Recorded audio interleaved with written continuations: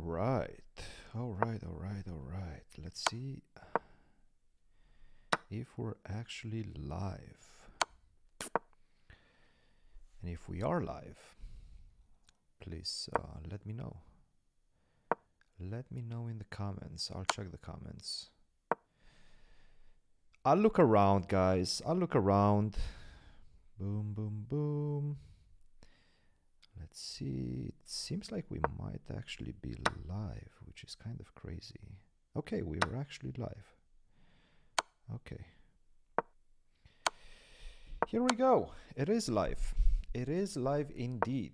We're just having a relaxed watch party following the games of Fabi.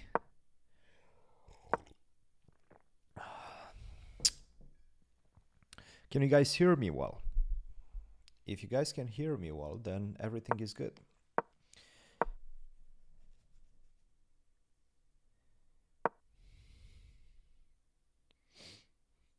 Thank you, Chris. Appreciate it. Welcome, welcome, everybody. Welcome. Jump right in. Don't be shy. We're hanging around. It's a very relaxed stream. I haven't done one of these in a very long time, so we're taking it one step at a time. The first step is technical. We have to make it work. And if it works, then we're all Gucci, baby. Sound is good. Nice. That's good. All right. Everything is good. In that case, here we go, guys. I don't know exactly for how long I will be live. I will try to be for the duration of the event, but I'm not sure exactly how it's going to look like. It's like a watch party. We're watching the Speed Chess Championship. Fabi versus Abdusattorov. And Abdusattorov just won his game. So that means it's 1.5 to a half. The way this works is there's a bunch of time controls.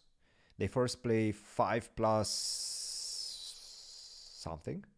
Don't remember exactly 5 plus what is, but 5 plus something. 5 plus 1. Yes, you can actually see it somewhere there. 5 plus 1 first. And then 3 plus 1. And then 1 plus 1. I think that's the format. They play for a few hours. So it's a long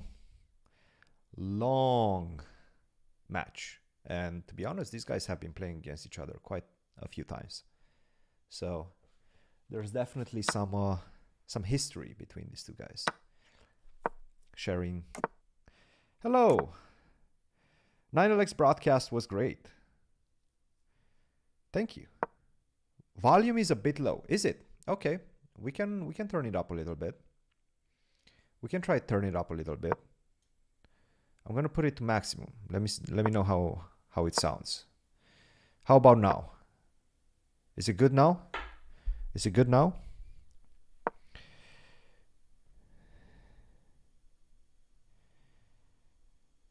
A difficult round 1 pairings? Yes. I mean, Abdusattorov is not easy. Abdusattorov is really, really good. Really good, really confident. He's a tough one for sure. He is a tough one for sure. But, you know, Fabi's in good spirits. I think he has a good chance. It's going to be a close match. I mean, you can see it from the ratings. Online, 3,045 for Abdusattorov, 3,061 for Fabi. Very, very closely matched. Increments are for the ladies. Okay, but it's like only 1 second increment. Like it's not a typical 2 second increment. So it's pretty decent. It's pretty close to a very manly, if you wanna be like that. You wanna be manly. You wanna get the manly increment. I don't even know what that means. Like, what does that even mean? Is the 9LX over? Yes. Yes, 9LX, Chess 960, as everybody knows it. Fisher Random, that finished yesterday. It was a lot of fun. Actually, I'm enjoying a lot these 3-day events. 3-day, 5-day events. I'm starting to be on Magnus's side when it comes to classical chess and things of that nature. Will there be a new CSQ pod? Yes. Well, all right. we're just having coffee and hanging around and answering questions like that. But yes, there will be an episode. It should be actually today. It was supposed to be a couple of days ago, but we're having some difficulties with our editors. So some editors are trying to find jobs, like actual jobs. We don't have an established team. We don't have a team that works full time for us. So, and the editor that we tasked with this one had some difficulties, some health problems, serious health problems. And hopefully it's going to be done by today. So today, probably after this match, we're going to try to release another CSQ episode. We have a guest. It's a guest episode. It's in person. We haven't done one of those in a very long time. So I'm excited about it. It's fun. We talked for a long time. It was a good episode. At least to my feeling. My feeling was that it was a good one.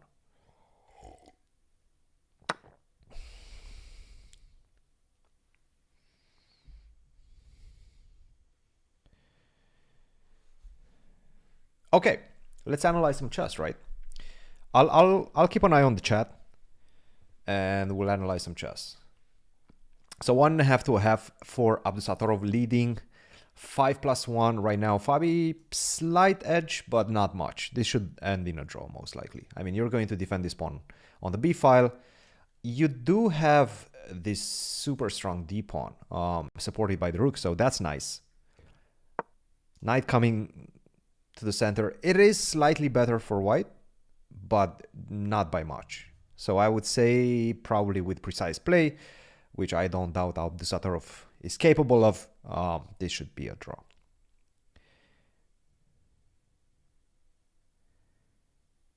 Did we manage to get Hans? No, we didn't get Hans. I don't think Hans wants to talk to us.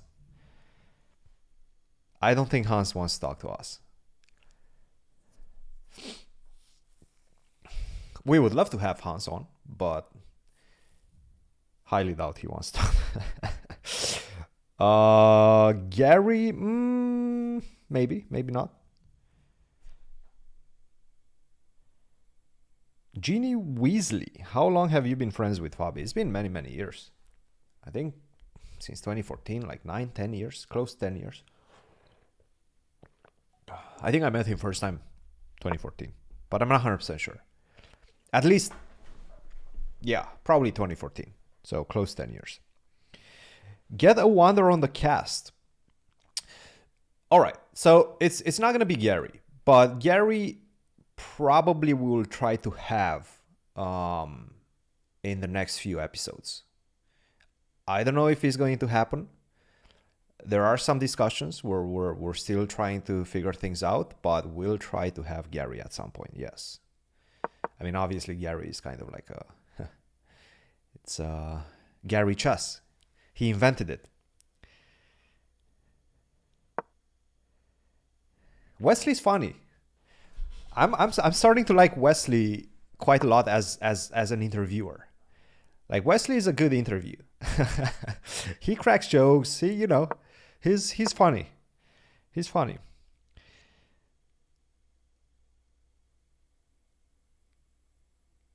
Mario still works at the club? He doesn't. No. I saw Mario recently, actually. I saw Mario recently, but no, he doesn't work at the club anymore.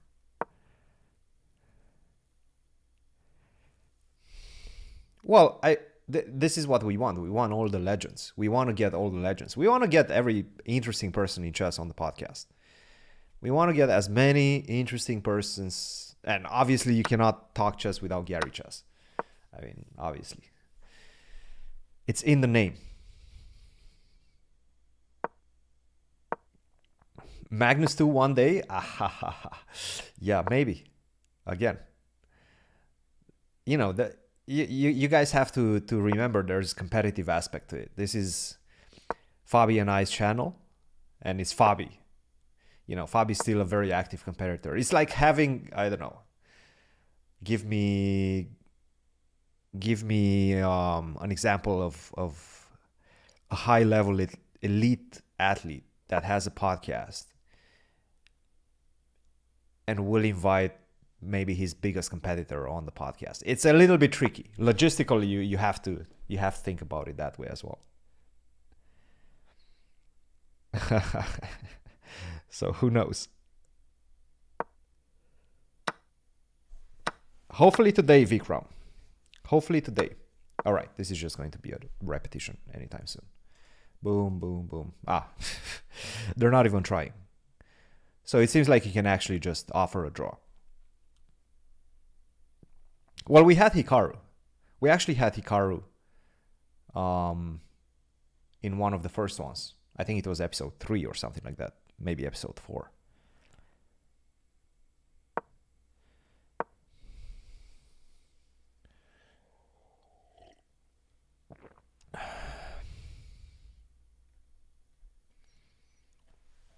Hikaru was fun. There was an after party after Chess 9LX yesterday.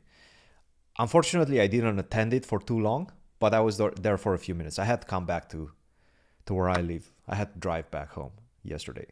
But they did have an after party after Chess 9LX. Hikaru was playing Ray Robson 35 seconds to 1 minute. That's the highlight of the night from what I'm hearing.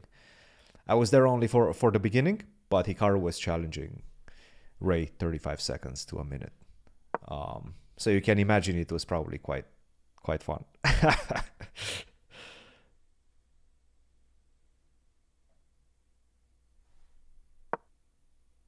The Economist guy interviewed Vichy.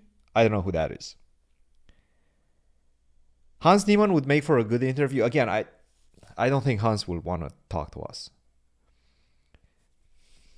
I don't think Hans wants to talk to us. Which top player is the best at beer pong? I haven't played beer pong with any top chess players as far as I can remember. All right, Fabi's okay. First of all, he's a pawn up. There's been some sacrifices. We have the Catalan. And if you can manage to deal with the pressure on the D file, there's not a huge attack on the king side, which we usually see in the Catalan. None of that. No expansion in the center. The structure is very different. So if you manage to preserve the pawn, get the queen out, get the knight to c5 or to d5, I mean, this is looking actually pretty good for black. So I would say Fabi's having fun right now with black. Maybe he can equalize the score. 35 seconds over the board is impossible? Well, Hikaru didn't think so. 35 seconds versus 1 minute. So sure, there's a big difference, but I guess he was feeling pretty comfortable with 35 seconds. I don't know what the final score was. I actually don't know what the final score was. But I know they played for a little bit. This is game 4. 2-1 for Abdusattorov. 2 draws, 1 victory for Abdusattorov. Fabi trying to come back. And looking pretty good.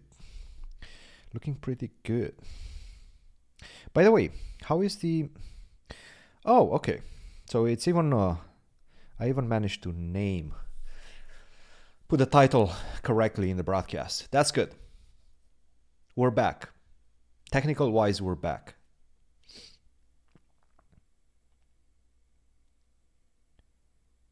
Tyler Cohen. Okay.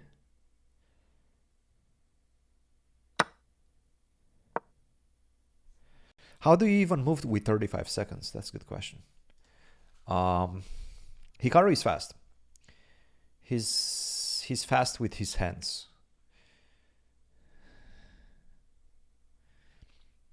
He's a fast guy. All right. So still plenty of compensation. Make no mistake about it. If you go back with the rook, then queen c6 would have been a problem. So now what Fabi is saying is that, okay, I'm going to give you the pawn back. And I would assume queen to c8 is his planned move. The problem is queen c8, rook c8. And then knight takes b5. And then you take on b5, but I take on d7. But maybe that's what he has to go for. Because it's going to be this c-pawn, which is still going to be extremely dangerous, supported by the rook on c8. And then you have some problems with the b2 pawn. So despite the fact that white is a pawn up in that endgame, I think black is fine. Perhaps this is what he should go for. Oh, they're actually looking at the same line. I'm seeing the broadcast right now, and they're looking at the same line. He's fast with the hands, yes. Again, Kramnik, Kramnik, who knows? But Hans, highly doubt it. Highly doubt it.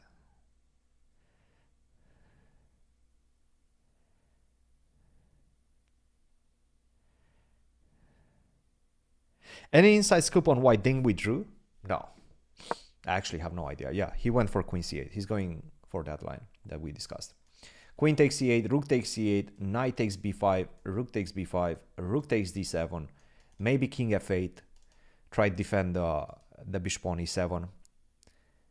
And then claim that you can take my pawn on a7 with the rook on d7, but then I take on b2 and I have a lot of compensation for the pawn. Yeah, they're going straight for that. Boom, boom. Ah, maybe can you take on e5 first? Wait a minute. Maybe this is easier. Take on e5. Okay, yes, this is easier.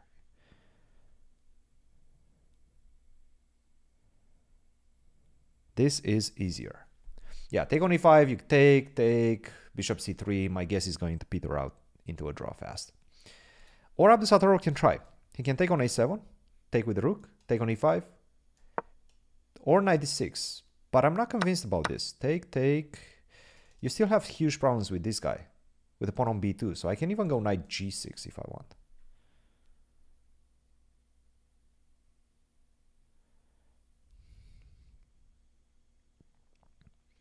How about Andrew Tang? I think he's retired. What is Andrew Tang doing nowadays? Ah, wait a minute. He's going to play at the US Champs. He's going to be at the US Champs.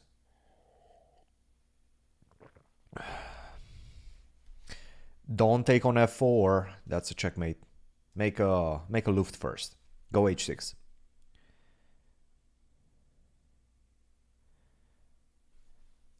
I mean, Dubov is always fun. Maybe we can get Dubov. I know people like Dubov.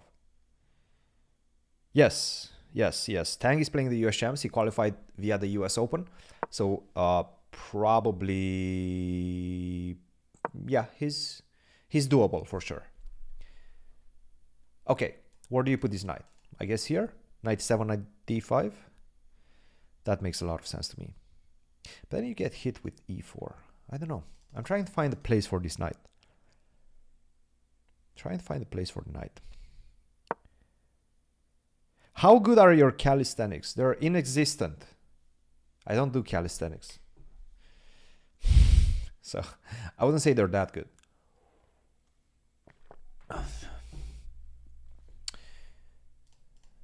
Okay. Boom, boom. Get the cannons ready. Get the knight to d5. Maybe knight to b4. I don't know exactly what to do with this knight. This is what I'm worried about. It's kind of annoying. Abdusattorov is good in the endgame, by the way.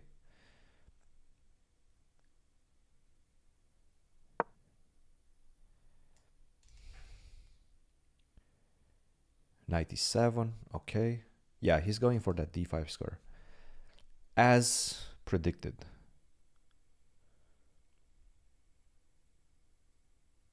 Thank you, Lindsay Q. Super chat, first super chat. Thank you very much. $5 $4.99. How often do you plan to do podcasts in the near future? As often as possible. It's all about scheduling. We had a very busy period of time. Fabi was at the World Cup for like a month. But now he's going to be around St. Louis for a little bit longer. So it's going to be a bit easier. I'm going to Mexico though. At the World Juniors with 3 of my students. But we'll try to get some pods going before that. Unfortunately, yeah, Ding, there will be a problem with language. So that's always a little bit tricky. And also, he's not actually playing. Like, he's not... I don't know. He just withdrew from the Speed Chess Championship. Do you guys know anything about it? Do you guys have any inside info? Eduardian, thank you very much. $9.99. Appreciate that. Are you jealous that Fabi's better than you? That's a good one. No.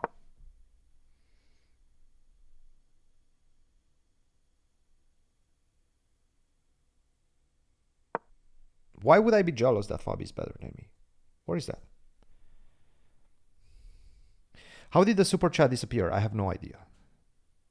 Big fat sandwich. He got sick. Okay. Okay. That makes sense. So you see, you guys have more information. Oh, we have Jeffrey. He misclicked the super chat. Sorry, Eduardian. Sorry, Eduardian.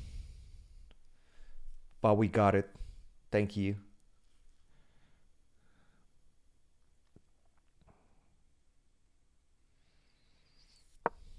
Come on, don't be silly. Why would I be jealous that Fabi's better than me? Like, think about it. I'm a coach. I'm a commentator. Why would I be sad that Fabi, or like jealous that Fabi? I mean, he's my friend. I'm not competing with him when it comes to chess. We're not competing. I'm a competitor myself. I mean, I know how to compete, but also competing and being jealous has nothing to do with anything. It's a silly question. Do better. Silly question.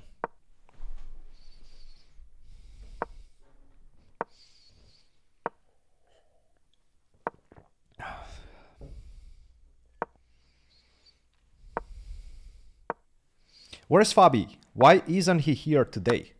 Fabi is on camera right now. He's playing a tournament. By the way, did he just pick up a pawn? He just picked up a pawn. He's gonna flag. Come on, flag. Flag him. Go knight b5. Knight b5, knight d4. Or knight d6, knight d4. Get knight to d4. Okay, knight b3. Problem is bishop b3, knight b6. Don't take. I mean, Abdusattorov is not going to take. Fabi needs to get the king in. He's spending too much time. Okay, take. Yes, get the king in. Exactly. Yes, sure. Why not? Take the pawn. Get the king in. That's the plan. Get the king in. Whoa. Knight c4. Come on. Don't miss knight c4.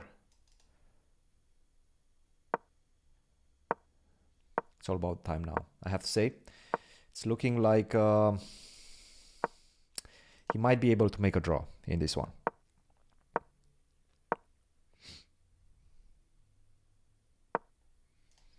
Abdusattorov might be able to save it.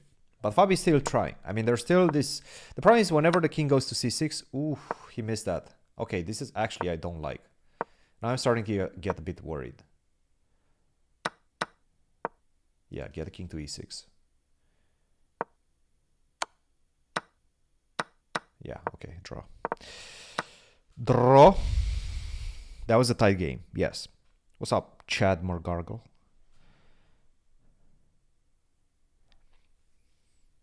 Is Fabi tired after all these tournaments? I'm sure he is, yeah. Yeah. For sure he is. 100%. I think there's a break right now.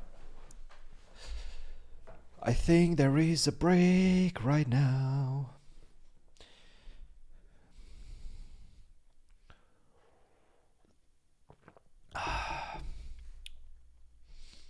Speed Chess Championship Watch Party on the C Squared podcast. Presented by...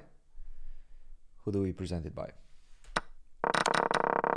We need some sponsors, guys. By Danny. Danny Wrench. No, I'm joking. Don't sue me. Joking. Not presented by Danny Wrench. But we see Danny. Thank you, Jade. Abdusattorov is really good. It's not about he did really good in Tata. It's not a one-time occurrence. He's just really good. He's close to an elite level player right now. I mean, he only needs... He's stabilizing right now around 27, whatever he is, 20, 30, and then he needs a breakthrough performance. But I mean, the way he works and the way he thinks about chess and the way his mentality looks from the outside, I think he's gonna probably make it there. 5+1 continues, it seems like. Presented by the Hansny. Oh my goodness. Oh my goodness. Nepo is a guy to bring too. Yes. Yes. Yes, yes, yes. Yes. All right, let's see where he missed it. Let's see where he missed it. Because, so, somehow he managed to get a pawn. Obviously, Abdusattorov was kind of trying at this point, I think. I'm not sure exactly who was playing for a win. But the knights are tricky, especially with very few seconds left on the clock. So now you get to this position. And Abdusattorov somehow manages to defend it very accurately. And to be honest, again, this is one of his main strengths. And he don't say that very often against about the young players, right? His endgames are really good. I would say out of the young players, I would say, like, you know, Abdusattorov, Gukesh, Prague, the Indian guys, Indian prodigies, Keimer. I would say he and Keimer are among the best when it comes to endgames. I'm impressed by Keimer also. But Abdusattorov is really good. So the thing is, and I really like this g4, g5 by him, exchanging as many pawns as possible. Probably taking was not the right way, but at the same time, if you allow him to go g6, blockade this pawn on g7, then it can get tricky. It can get unpleasant for black. So I understand taking on g5, g4, you got to give the pawn back, or you can go king f6. Maybe this was the way to go. But king f6, I just go king g3, king g4, and I'm targeting the pawn on g5. Again, you cannot move the knight because, well, first of all, you're pinned, but also you're going to lose this pawn on a7 if you move it to c4, for example, later on after you unpin. That's a problem.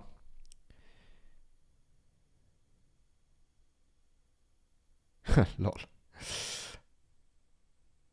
Jan Gustafsson says Nordirbek is a complete professional. I think Magnus says that also. And what he means by that is that he thinks about chess and he takes chess professionalism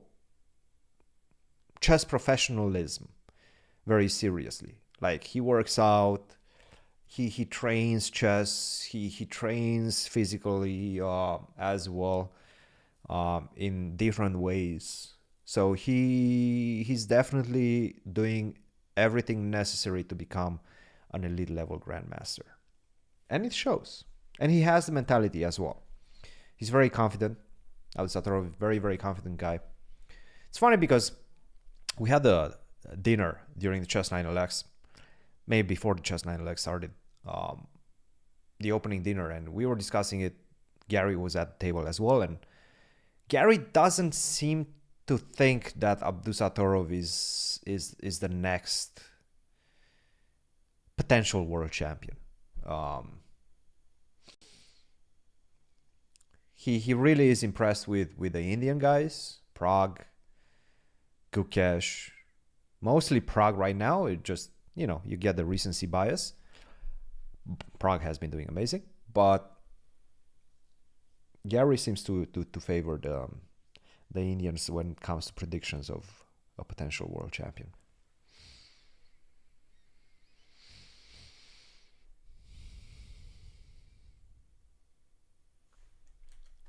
Duda. All right. So yeah, not an easy endgame. Despite the fact that you're a pawn up, not much. He didn't have too many chances. Yeah. Whenever you get the king to c6, and this was key, get the rook to a5 so that king b5 doesn't work. Simple. Simple. He understood it very quickly. And then that allowed him to equalize the game. So, good job, Abdusattorov. Good pressure by Fabi. 2.5 to 1.5. Only 1 point difference so far. Still a couple of... actually, I'm not 100% sure how many 5+1 games remaining. But... I don't know. How would you guys assess this one? There's the famous water bottle. He's doing that reverse osmosis thingy. Fabi is carrying his water all the time. He has this water processing, water brewing machine, which I recommend it, and he enjoys it. He's drinking clean water. Looks fresh. Looks ready to go.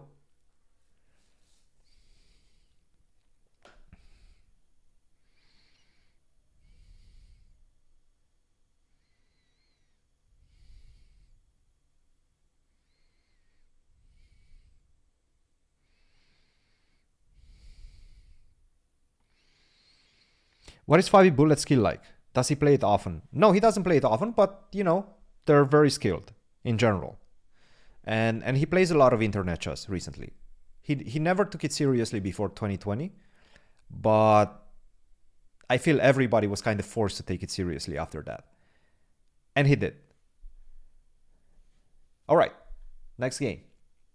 Next game started, game 5. Thank you, cupcakes.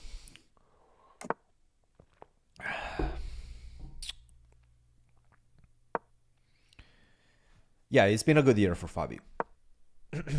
Sam Sevian. Monster. No, he's good. He's good, and it seems like he has what it takes to make the next step right now. He's been stuck around 2690. I think perhaps he's around 2700, give or take 2-3 rating points. I haven't checked the latest ones, but he's right there. Yeah, he's there. And especially when it comes to faster time controls, he's much more dangerous. The faster the time goes, the more dangerous Sevian gets.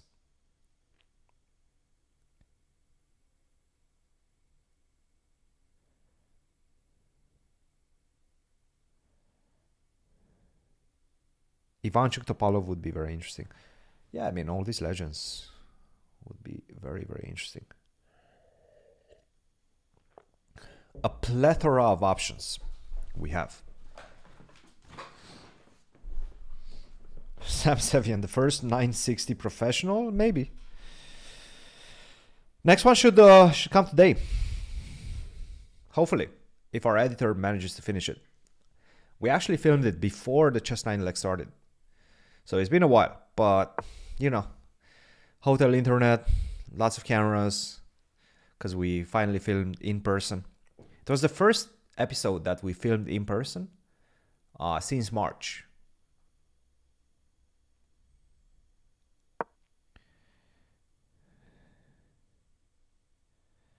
Why do you think US youngsters are not at the level of the older generation? Interesting question. We've had a lot of very serious prospects in the last few years. But something at some point breaks.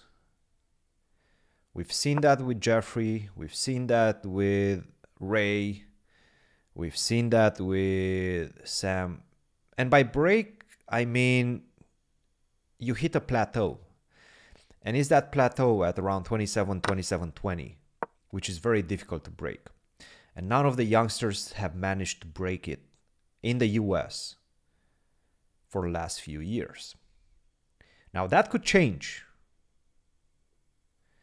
But it does seem like, you know, we have a tendency to start thinking about college, studying, try to combine these two. And have a backup plan. And I feel like youngsters from other countries that are right now rising, as you can see, like Uzbekistan with Abdusattorov, even though he's coming from a generation of extremely prominent Uzbek youngsters, but he's the only one that managed to make that breakthrough. In India is a different situation because I don't think they're thinking too much about college. I think they understand very quickly that chess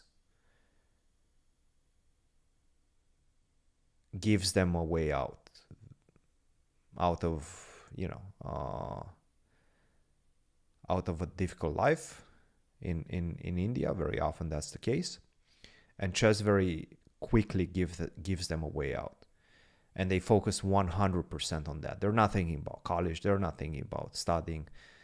They get some sponsorships. Some Indian oil companies have been very active in terms of sponsorships in the last few years. They get under that financial wing very quickly, and that allows them to focus 100% and give their best.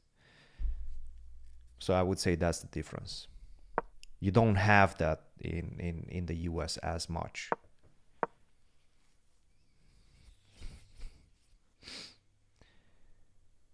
I don't know, Johnny DJ. That's my theory.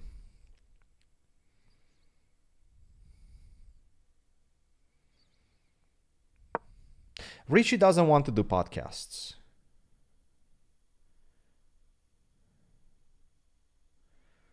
Richie's not doing podcasts.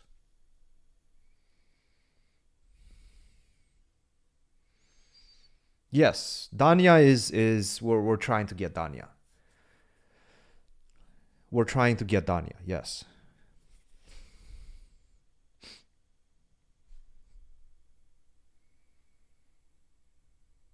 I'm sure he was, Sangiorno. Yes, that's what I'm saying. I feel that's the case. But look, I'm very interested in what Mishra is going to achieve. Mishra is a big prospect if he continues the way he continues, the way he plays, the way he focuses on chess, and the way he gives everything he has for chess. And I hope he can make it. Like that's the, in my estimation, the American hope to make a breakthrough and enter that 2750 club, 2750 plus club. But, there's plenty of steps for him to make before he can get to that point.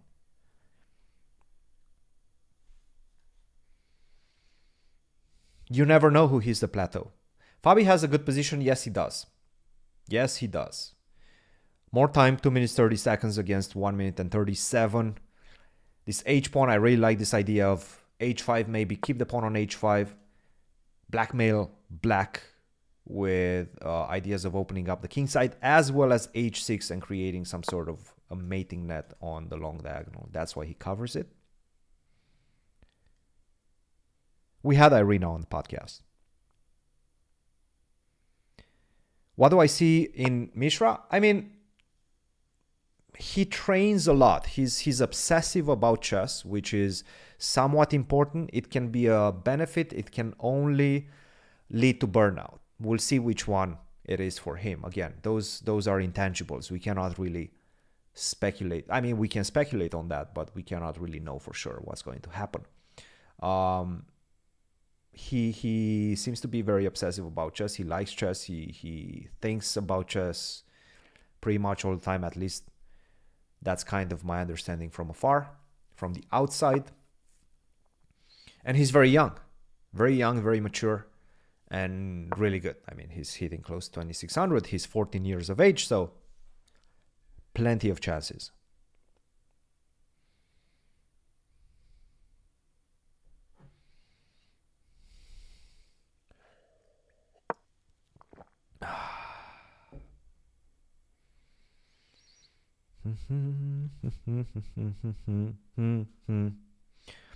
Well, we have college scholarships, but look, I mean, I'm a college professor, but I'm the head coach for the team, but not a professor. We're not teaching classes. But at the same time, it's very difficult for me to envision somebody that wants to make 2750 and go to college. It's just not really happening. Especially college in the US, because college in the US is pretty strict. You have to do assignments. You have to spend a lot of time on that. I don't like the last few moves. I really don't like this pawn on c4. It's a very annoying pawn. I'm trying to figure out ways for Fabi to break. And right now, he doesn't have that many avenues to transfer his pieces. So I'm not a big fan of what just happened. This knight coming to b3. I understand you have the e5 square. I kind of like b5 though. b5 was a good move. Get this knight, at least from a practical perspective, this was a good move. He's trying to get this knight back to d6. Maybe to b3. Le Quang Liam did it? No, he didn't. No, he didn't. He plateaued. He came to the US at like 26.90 and he stayed, and he went 27.10. 27.20. And in fact, after he finished college, he increased his rating.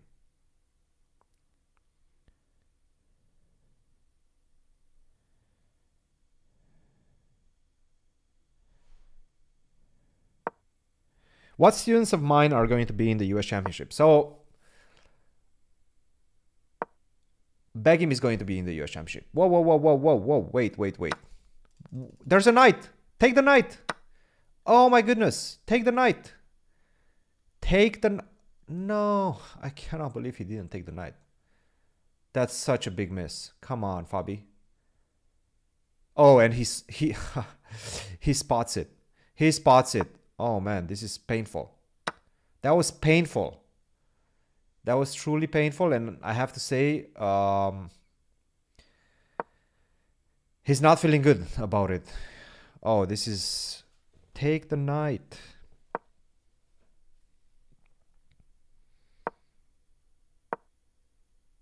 Football athletes basically have their classes taken care of for them. You mean cheating? Oh, he's back. Fabi's back. Okay, what's the next move? 97. Come on, 97. Take the exchange. Get the exchange. You don't need to go g4 first. No, 97. Fabi, come on, man. Come on, bro. What? Take.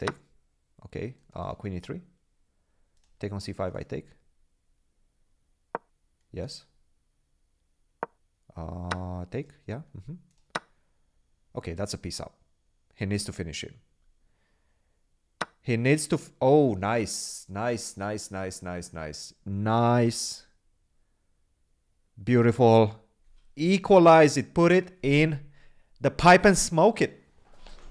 As, what's his name? Simon Williams likes to say. Put it in the pipe and smoke it.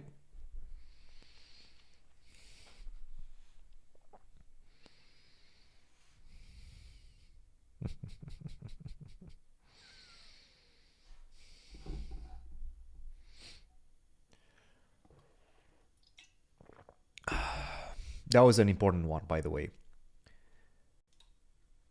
Super important one.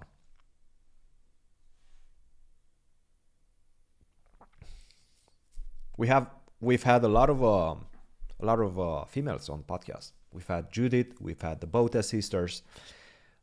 We've actually had 2 Judiths on the podcast. We had Jennifer Yu.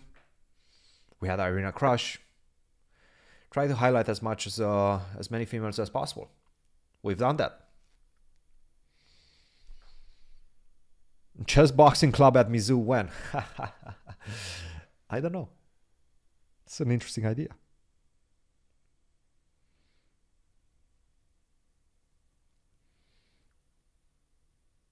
Am I into other sports? Yes, I do jiu-jitsu. I'm into all the sports, but seriously, I do jiu-jitsu as a hobby, but I take it fairly serious, as much as I can, whenever I can.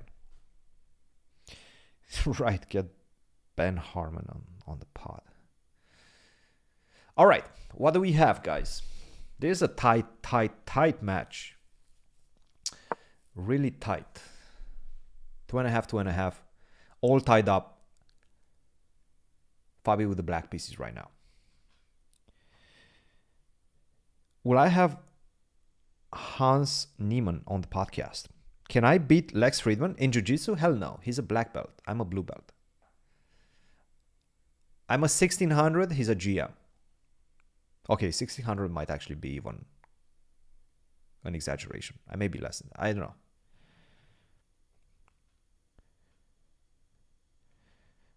chess jitsu have potential?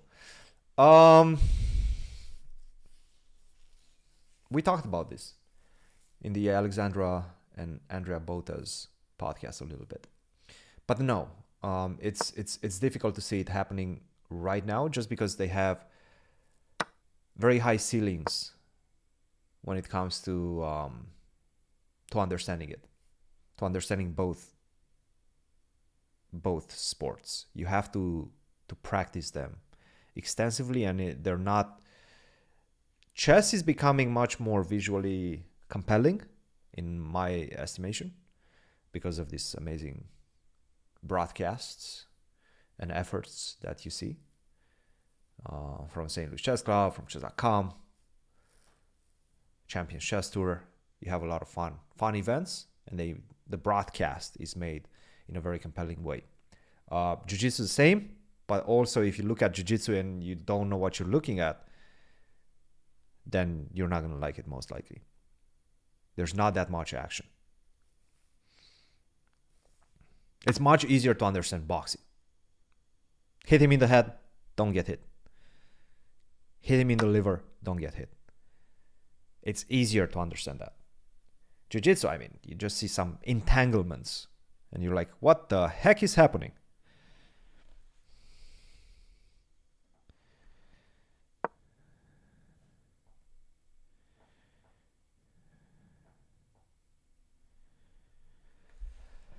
I mean, this looks slightly better for white. It's kind of an unpleasant position. I like this move, rook to e8. If you go e3, then at least your bishop is kind of locked. If you go bishop f4, which he did, then at least we can exchange some pawns. So black's the pawn down, but you do have the opposite color bishops, which kind of makes it a little bit closer to a potential equality. C6, probably e3 is coming. Defend the pawn on e2. Maybe queen to d2. Try to keep this bishop open.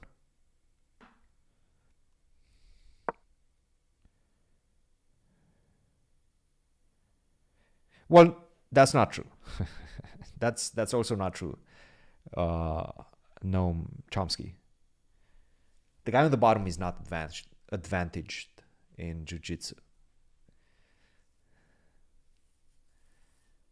But, I mean, you can play both top and bottom, and you can mold those styles to your preference.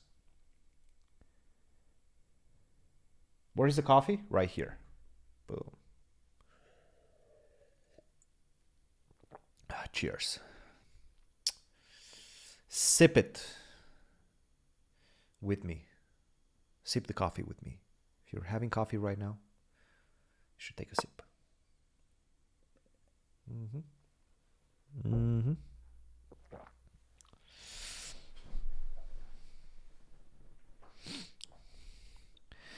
Has the Kramnik-Niemann situation been discussed at all? No. But maybe we will. Maybe we will. I think we will. But you have to sub to the channel. You have to get going on the channel. Guys, it's been 1 year. We just celebrated at our 1 year anniversary on the pod. And we are at 50,000+ subscribers. That's impressive. We appreciate all the support. We do truly appreciate all the support. You guys have been amazing.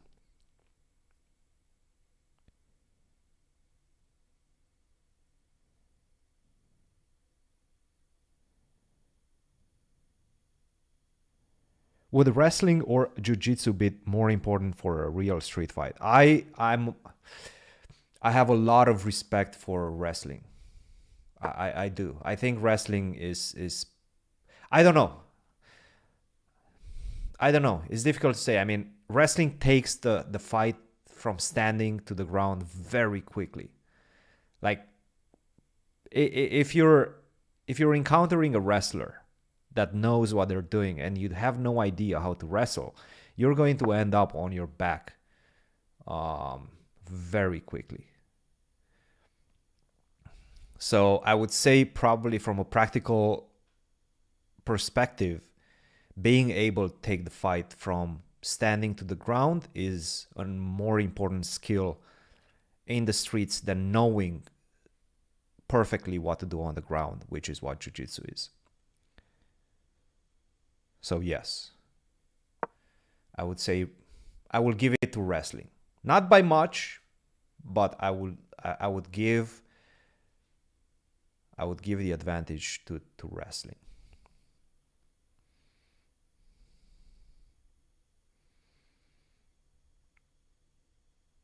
Running is more important. Yes, running is the most important. We're trying to get to 100K. That's the plan. We're trying to get to 100K.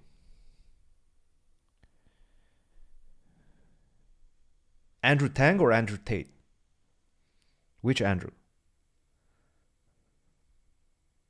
Oh, okay.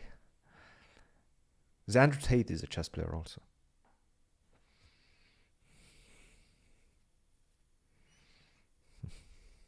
What's a gun or jiu-jitsu? That's funny. Yeah, in America, I would say the best thing if you are in a street fight is to try to avoid violence. Avoid violence. That is key. Violence is not fun. It's not fun, and very often doesn't end the way you want it to end, even if you're proficient in a martial art. So try to avoid as much as possible. Run 100%. Yes. Yes. If somebody's mugging you, give them all you have. Possessions are not that important. Don't engage. Try to disengage as much as possible. Try to calm things down. And if nothing else works, then you have to. And you have to fight, then you better know how to fight. But there's a lot of steps that you can take before that to try to minimize the damage.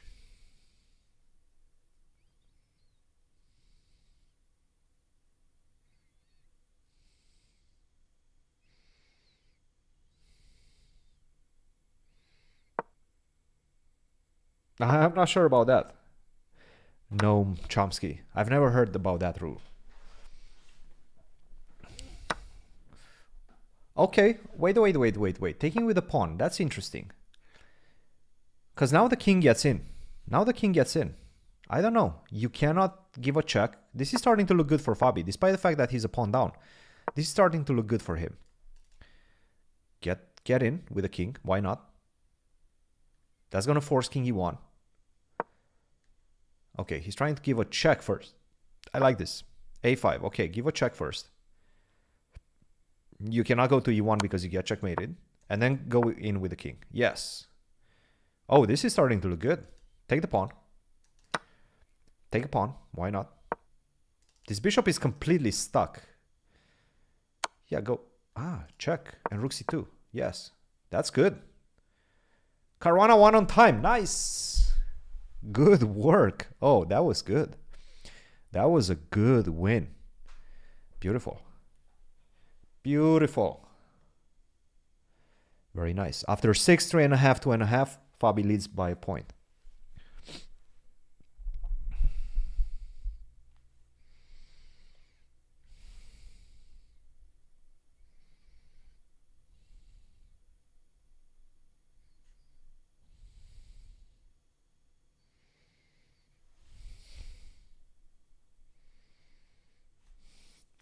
We're not going to have hands on. I don't think we will. I just don't think we will. All right, next one. Next one is about to start. Let's go. d4, d5. Fabi with the white pieces.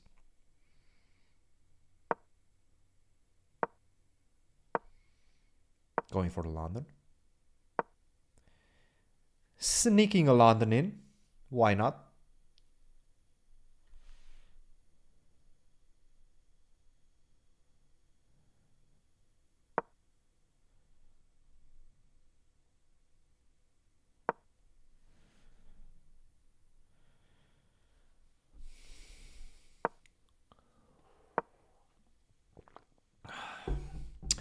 You know why I like Fabi's chances quite a lot in this match? Because he's been doing a lot of opportunistic work for those tiebreaks in the World Cup. Those tiebreaks in the World Cup, you usually have to come up with new but also rapid and Blitz ideas. Rapid and Blitz specific ideas. And I think he's done a lot of work for the World Cup because he went so deep. And I think that's going to help him.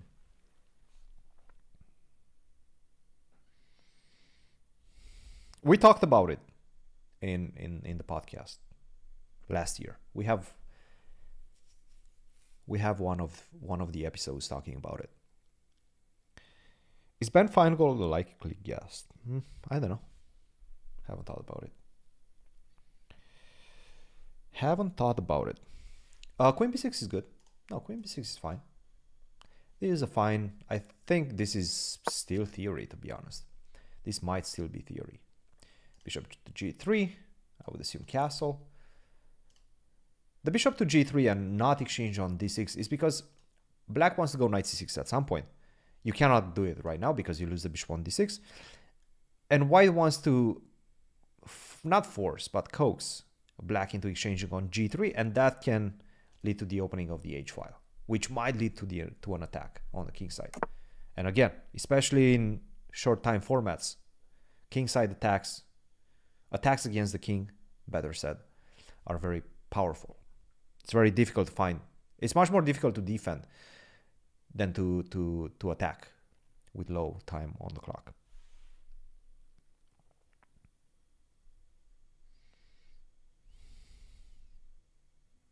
Yes. Yes.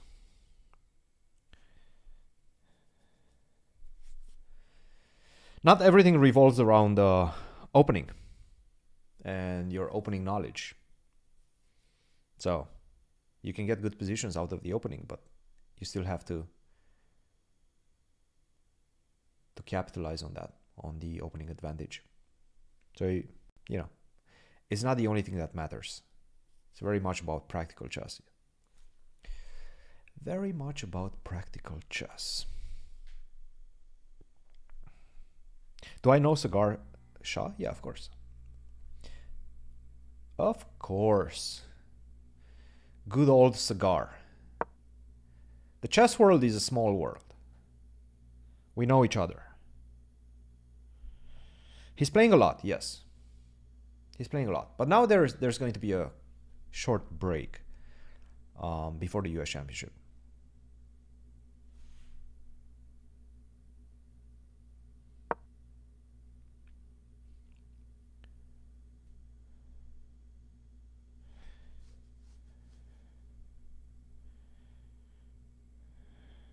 I like Alex Banza. He's a good friend, and I think he's funny and entertaining, and he gives away a lot of good knowledge. Not too clickbaity. Good knowledge. Generally good content.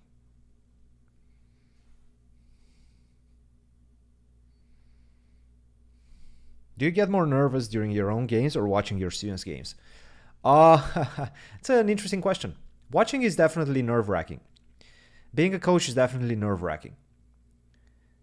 So I would say probably when I don't have control, which is when I'm watching games of my students, that's when I get more nervous.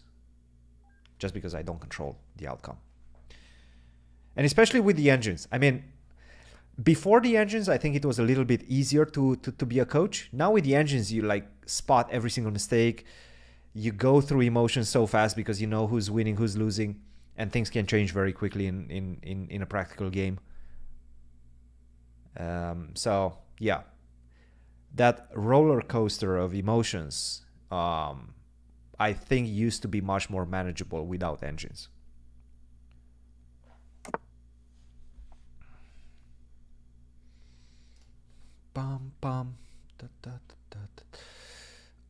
These are Abdusattorov's bishops, if that's what you're talking about. Abdusattorov is with black. Okay, get the bishop to c2, push e4 next. That's the plan. Get the bishop to c2. Actually, the c4 move looks very dubious to me, to my eyes. Bishop c2, push e4. Not sure what Fabi's thinking about. Bishop e2, really? Okay, this is very strange to me. Why bishop e2? I don't like it. Having the eval bar as a coach is exhausting. Yes. Yes. What happened while you were gone? Fabi got ahead on the scorecards. 3.5, 2.5. Fabi doing well. Are you still a coach? Yes, that's my main job. I'm the head coach of the University of Missouri chess program. That's my daytime job. Before the engines, there was more adjournments, and that is more work. I would no.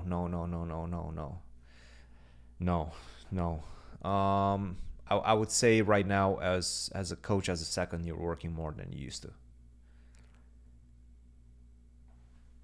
And you will sort of understand that if you watch the next. You will. I don't want to spoil it for you guys, but Fabi explained it very well in the next podcast.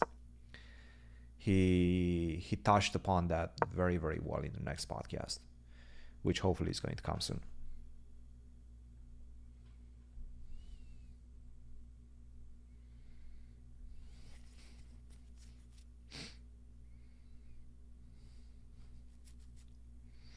Give me 1 second. I'll be right back.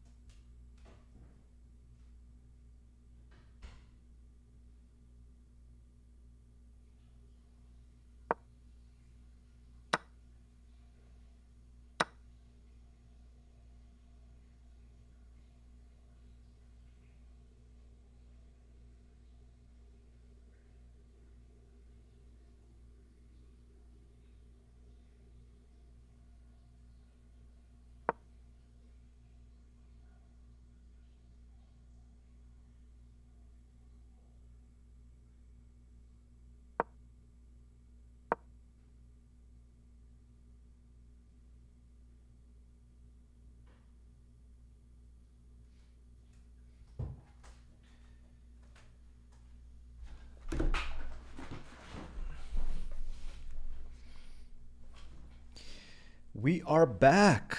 We are back. All right, what's happened? What's happened since I was gone? All right, Fabi managed to penetrate via the B file. Take, okay. Do we get some action? Knight b3 doesn't work because you take on c2. That's not possible. Knight f4, okay. Exchange on the B file.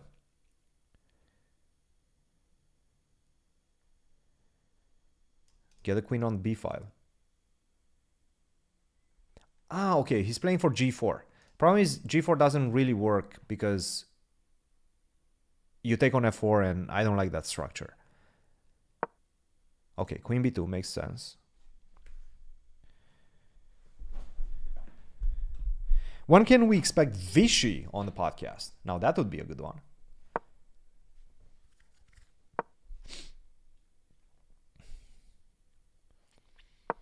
All right.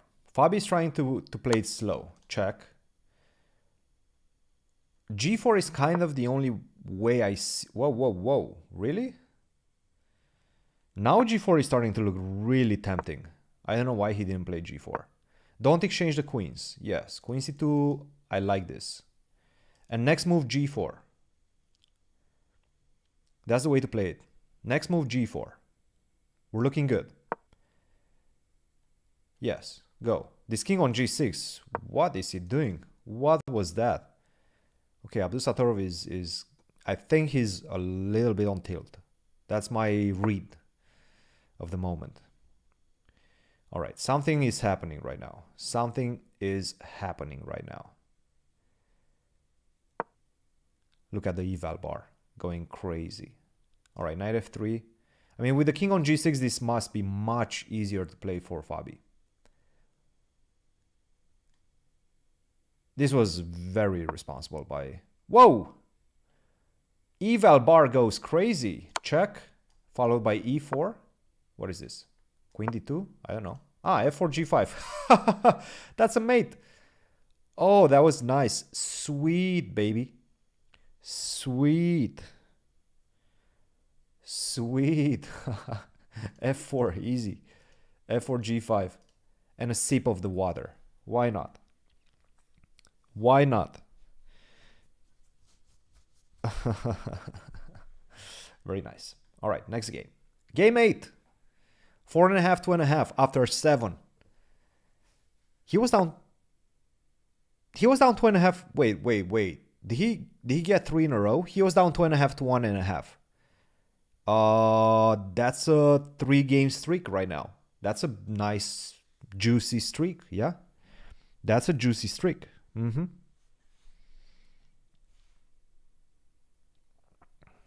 That's a juicy streak. No. Abdusattorov is a little bit on tilt right now. Is on a slight tilt. So Fabi is definitely trying to milk that as much as possible.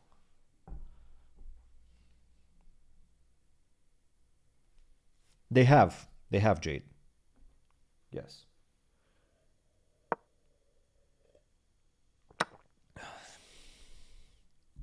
They did play quite a lot. This seems to be some sort of an improvement by Abdusattorov. The Catalan, long lines of the Catalan, seems to be knowing this opening a little bit better than Fabi right now. 5 minutes against 3 minutes. But Fabi's been analyzing the Catalan recently. Not sure about this. Wait. Why don't we like this move? The engine hates this move. I'm trying to understand why. Why is the engine so hateful about this move? My guess is e4.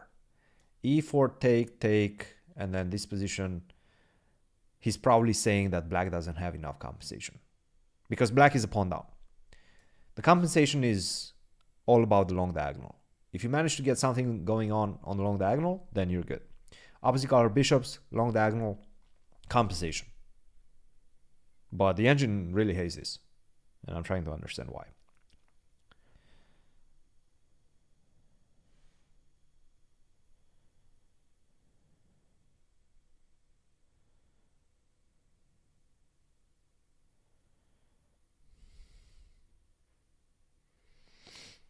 Yes, he had some problems in the first Catalan as well. I don't think he managed to equalize fully, but at the same time, he managed to turn it around. That was a win for Fabi. That was actually what started the streak. But, okay, now it's much better. This is a pawn up, but this is full compensation right now. I can get the bishop to d5, maybe get the bishop to c4. That's my guess.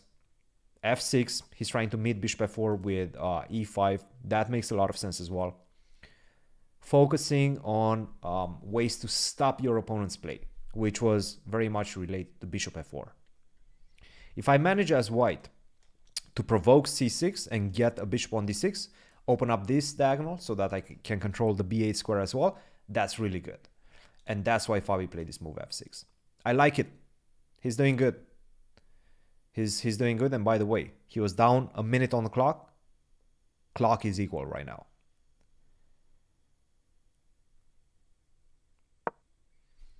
f3, okay, he's copy pasting his ideas. Bishop d5, bishop c4. No. He really doesn't want to play bishop d5. That's why he's a much better player than I am, because I don't understand why. I would have played bishop d5 long time ago.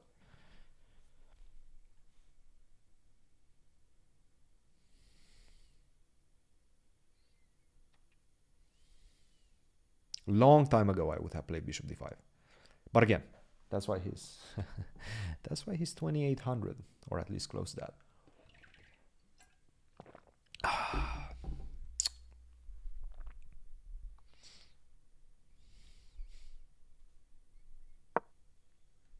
Okay, g4. He's trying to open up on the king side. The thing is, whenever you go g5, I have the option of just staying. I'm not going to take on g5.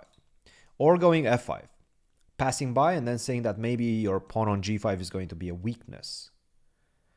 So, despite the fact that white is a pawn up, I have a feeling black has at least full compensation right now. Maybe even better.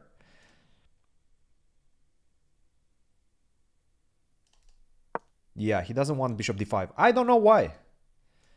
He wants bishop c6. Why is he so against the idea of putting the bishop on d5?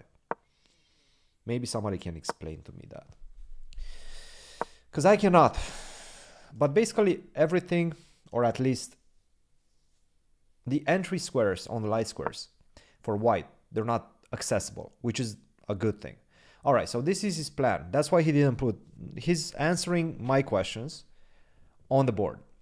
He wants to get the king to c4. Wait a minute. Can I? No, I cannot take. I don't want to take. But king c4? Why not? King c4. Rook b1. Yes. Rook takes b3. You have to take back with the rook. And then, yeah, rook takes b3. Even rook b5 is interesting. Okay, rook takes b3. You have to defend the c3 pawn. You cannot take with the e8 pawn. I mean, you can, but you're going to lose a pawn. Not something that you want.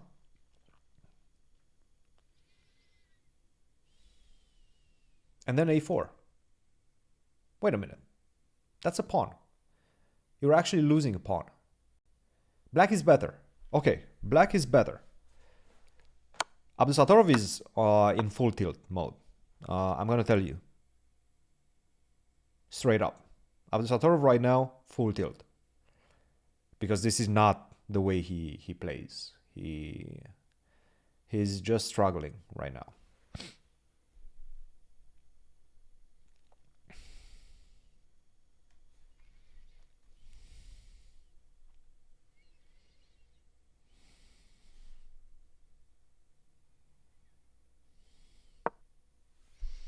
King c2, okay.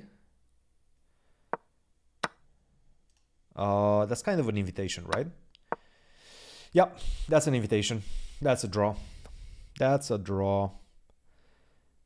That's it. Exchange the queens, exchange the rooks, excuse me. Okay.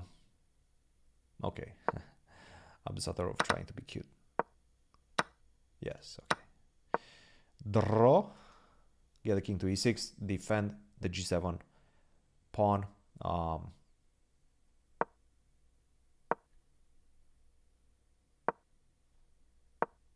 How are we doing on time? How much time do we have left from the round of... okay, 1 minute in 5+1. So the question is, are they going to run the clock down? Are they going to run the clock down? I think Abdusattorov wants to run the clock down. He doesn't want another 5+. Okay, okay, that's interesting. That's an interesting gameplay by Abdusattorov right now. He wants to run the clock down, which makes sense. So he has 1 minute and 18 seconds. He knows that as soon as those pawns get traded off, I mean, he can offer a draw right now and make a draw. But there's still 30 seconds from this segment, 5+1, and he does not want any 5+1 games. He wants to take it down to 3+1. So he's going to wait until the time runs out, then he's going to offer a draw. And that's going to conclude the 5+1 portion. And that's going to be in Fabi's favor, 5-3. 2-point difference. That's decent. Decent.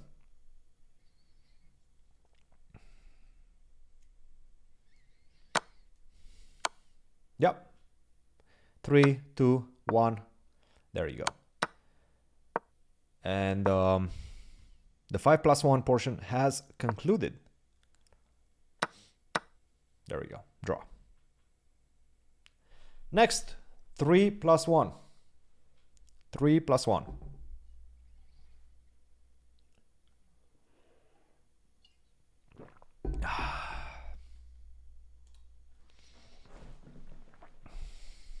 Better than decent? Yeah, I think it's good. It's a good start. Definitely a good start. Fabi, I mean, obviously after you start 1.5 to 2.5, so down 1 point, and finishing up 2 points, that's pretty good, I would say.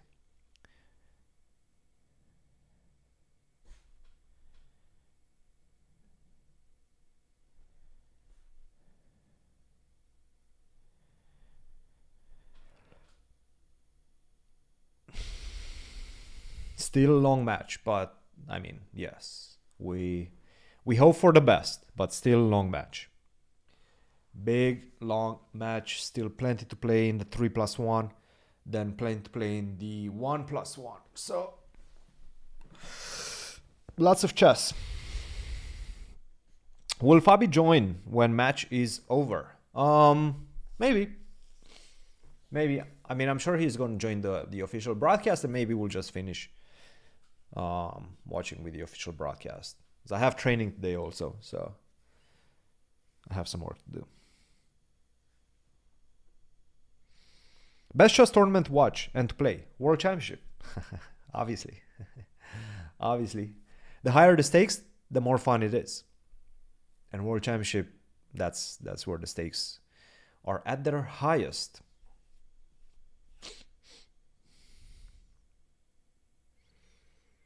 Pum, pum, da, da, da, da, da, da. But I have to say, from a commentator's point of view, I enjoy a lot Rapid and Blitz tournaments. The Chess 9LX, the one that just concluded, that was a lot of fun. I had a lot of fun doing commentary on that one. It's short, it's sweet, there's no opening prep.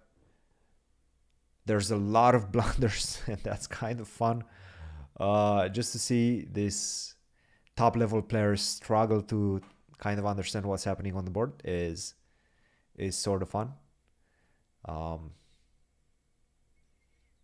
Because we've been so ingrained in the classical starting position that when your pieces are shuffled on the back rank, like in Chess 960, the patterns are so difficult to grasp. And that kind of makes it fun.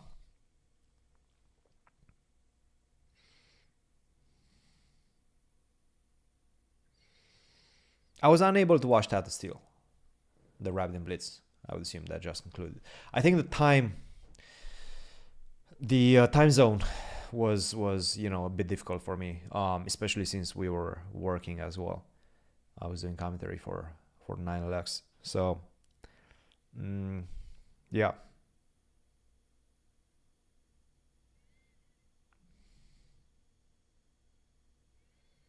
Prediction about Magnus match. Will Vidit even be on the scoreboard?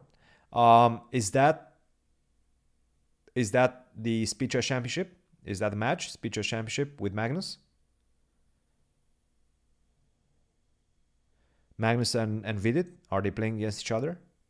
If they are, I'm sure Vidit is going to go get on the scoreboard. No, that's not.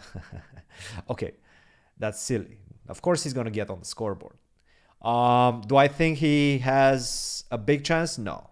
I think Magnus will take it. I would give Magnus like a 90% chance to win it. 90-10. That's my prediction. I think he's going to comfortably win that match against Vidit. And that's not a jab at Vidit. I just think Magnus is really good, and when compared to Vidit, he's probably a big favorite. Tastes good. In fact, I would like to get some more. But I don't have more. It's already 2 p.m., close to 2 p.m. So it's a bit tricky.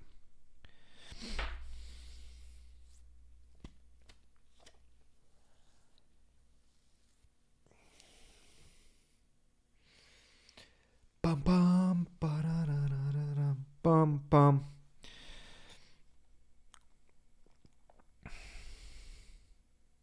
Who is one world champion, dead or alive, you wish to interview? Bobby Fischer would be an interesting interview. Obviously. Big interview. So yes. And then Kasparov, we're probably down the line we will be able to get him on. So, and I also interviewed him quite a few times on broadcasts, but something a bit more informal on my platform. That would be nice.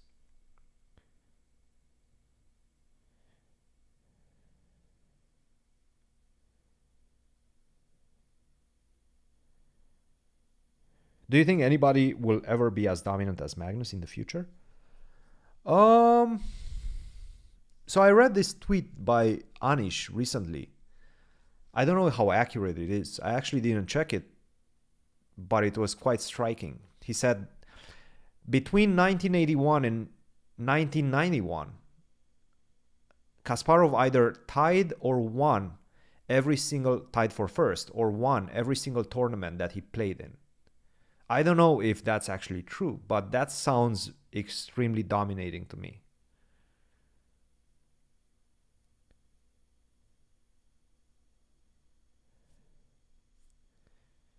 I don't know. Maybe you guys can confirm that. But that was a ridiculous statistic. And that puts in perspective how dominant he was.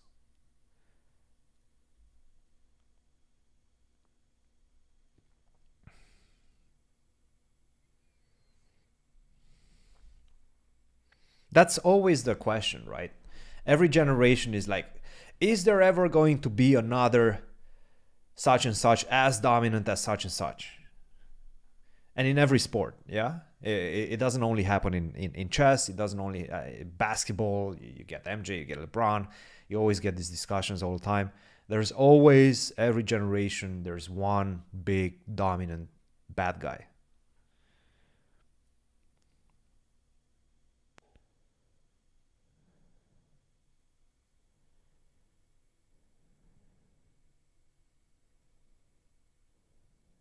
We did a podcast with Vidit. We had Vidit on the podcast.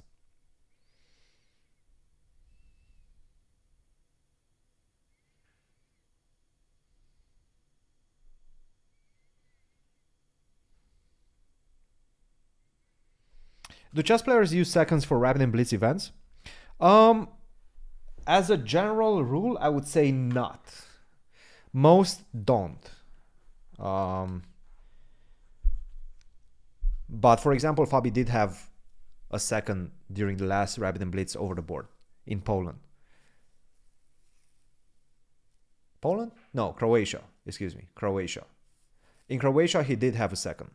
Magnus didn't. Magnus hasn't been traveling with his usual second PH for the last couple of Rapid tournaments. Like the ones he won in Poland and Croatia, there was no second with him.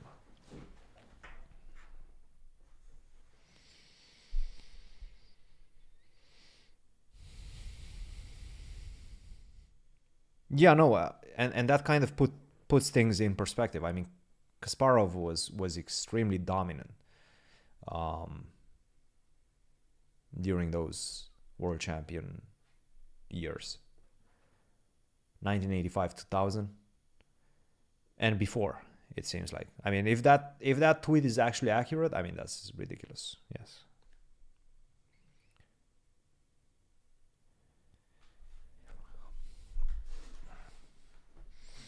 When will I grace India with my presence? Well, thank you. You're too kind. I would love to go to India, yeah. I've never been to India. So, maybe one day. Maybe one day. I mean, what's happening in the Indian chess is remarkable. And I would like to get a first-hand taste of that atmosphere. So, yeah. Also, do you have any insight into why Ding hasn't been playing much since winning? I mean, I have the same insight as you guys have, which is through the lens of his interviews, in which he said that, you know, he was planning on retiring if he was going to lose the match. He won, and now he's kind of in a different position. But once you start having those type of thoughts, it's just it's tricky, man. It really is. You're like, do I even like this? I guess look, I'm not putting anything in his mouth, any words in his mouth, but it did feel like he lost a little bit of passion. So who knows?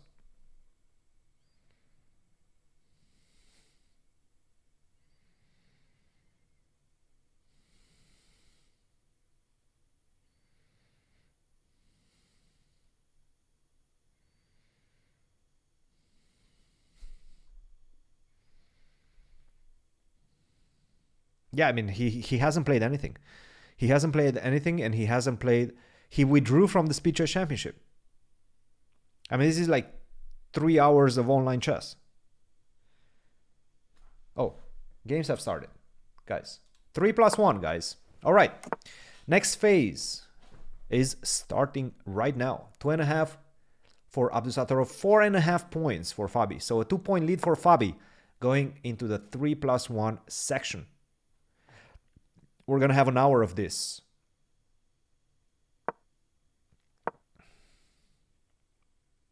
Woody Harrelson. Woody Harrelson.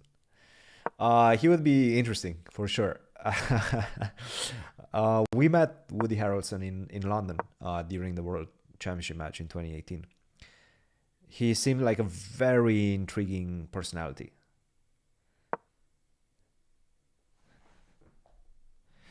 I'm disappointed we didn't see Magnus Fabiano in the World Chess Championship. What do you mean? 2018, they had a match. There was a match. We've seen them for many games. 12 games. 12 highly contested games, and then some more in the Rapid. What do you mean we didn't see Magnus Fabiano in the World Championship? You mean another World Championship with Magnus and Fabi? Yes, I agree.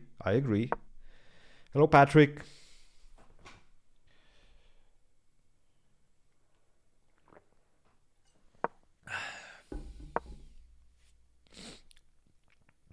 What are Fabiano's odds versus Hikaru if he wins today? Is that the next match? I would say decent chances. Get Rustam on the pot. I don't know about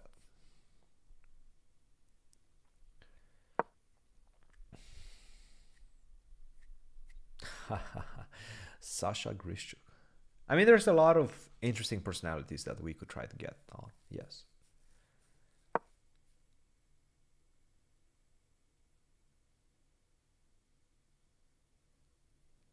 Queen E2. Okay. All right. What do we have here? Okay, so he's trying to go rook takes a4, knight takes b2, and unfortunately you cannot take back with the knight because you lose the queen. So you have to take with the queen back, but then you lose the knight on d3, and that opens up the prospect of the rooks as well. I like black a little bit. Abdusattorov is having a better position right now. Not by much, but slightly better. Maybe not after the last couple of moves. He perhaps had a better opportunity somewhere. Because right now I'm going to, first of all, take on c4. And then you cannot take back with the knight because you lose the pawn on a4. And then this knight on b6 is going to continuously be stuck to the defense of the a4 pawn. Which means that you're not going to be able to open up your rooks on the B and C files.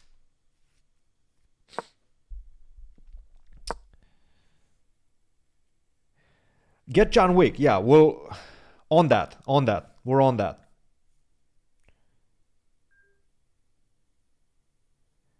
What is the release date for Chess 2?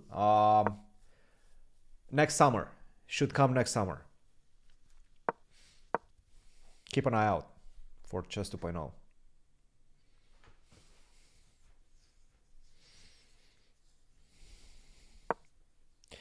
They're nerfing the bishop, is what I'm hearing.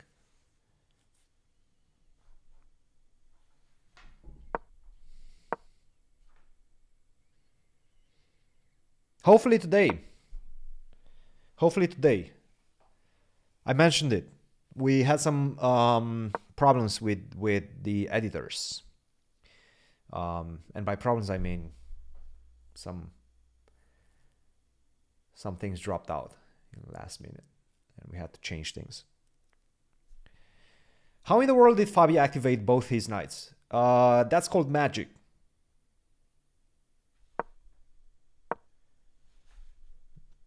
$2,800 level magic. All right, he's trying to get the pawn. Maybe go back. But once again, he's outplaying Abdusattorov.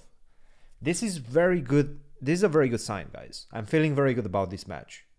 From the last few games, I'm feeling very good about this match. He's outplaying Abdusattorov in equal positions. That's all that you can pretty much ask for in this type of very, very intuitive matches because of the time format for the most part. But yes, good news, good news. Okay, do we get this knight to e3? What do we do? What's the next step? Okay, go back to c5. Back to c5, right? b3, whoa! Oh no! Wait. Why does... Oh shoot, take, and king f7. And then b2, you cannot stop the b pawn. Oh, that's nasty. Okay, just as I was saying that he's outplaying Abdusattorov, this was a really bad move, b3.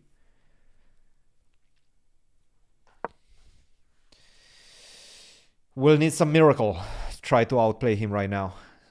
Miracle is needed. But, you know, with 15 seconds, anything can happen. Knight a6, really good move. Rook b7 doesn't work. b2, rook b8. Yes. Wait a minute. Knight c5. No, knight c5, you have rook b6. This is what he wants. Okay, how do you get out of this? What's the way out, guys? What is the way out? Where is it? Where is it? Check. No, that cannot be it. Knight a4, okay. Okay. The problem is rook c6. And we exchange and I take the pawn on c3 at the end. And that's a rough endgame. Really rough endgame. Because you're losing d4 as well. Yeah, this is not looking good. The problem is it's also technical. It's a very technical position. So if I manage to get my king to e3, then maybe I have some chances. Okay, rook h7. Wait a minute. This h pawn. Come on, keep going. g4. Nice. Nice. Okay. Nah, king g6. Wait, what?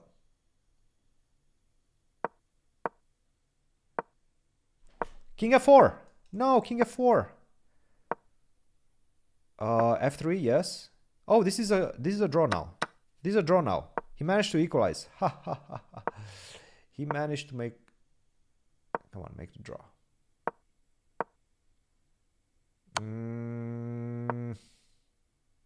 Maybe he'll...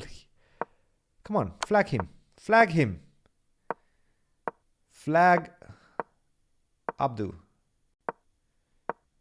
Flag Abdu. Check. Give a check. Check first. No, check king e3. What?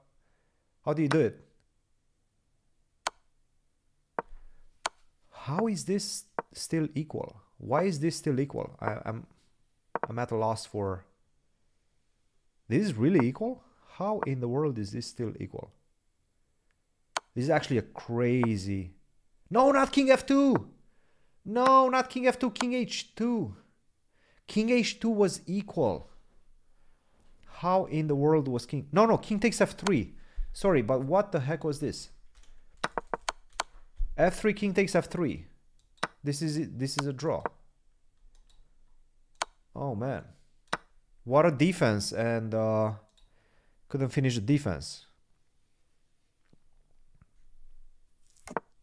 All right. Still 1 point ahead. That was nasty, though.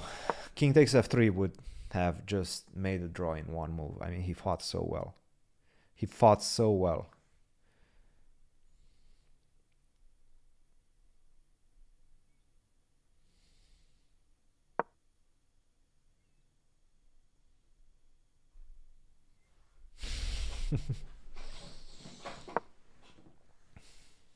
All right, Fabi with the black pieces.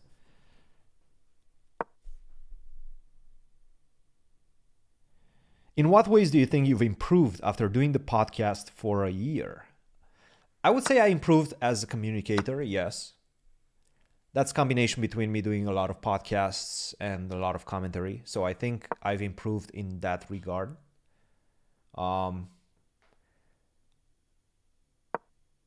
mean, from a technical perspective, I would say the technical aspect of running a podcast, I've improved in that. These are some ways. But it's all about having fun with it. And I've had some good times with the podcast for sure. We've had some good times. I mean, look, we're in the chess world. This is what we breathe basically every single day. Both of us, 100%. We're deep. We're not getting out anytime soon. We're deep into the chess world. We have passion for the chess world, and it's a good fit.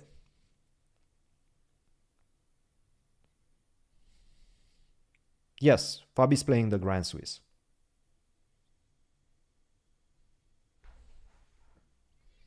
Chess improving? Nah.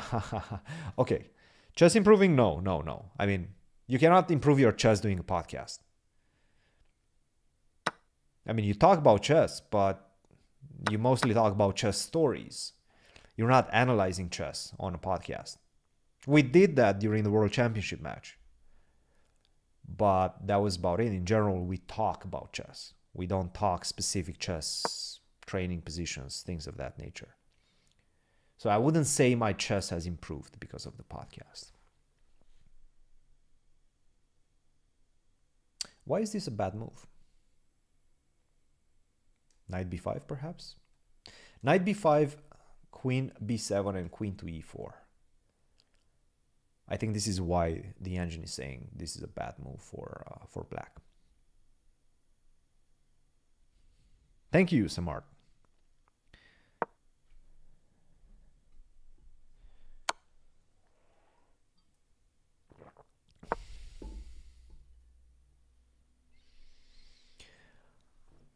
I enjoyed interviewing Gotham Chess.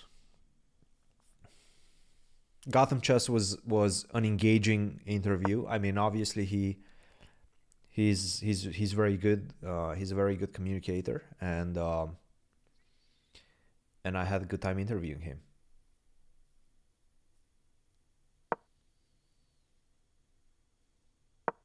Yasser also a really fun. The next podcast, I had a lot of fun, I'm telling you. I don't know if it's going to show. I don't know exactly how the final product will look, but I had, and I have a feeling Fabi had a lot of fun as well. It flew by. The conversation flew by.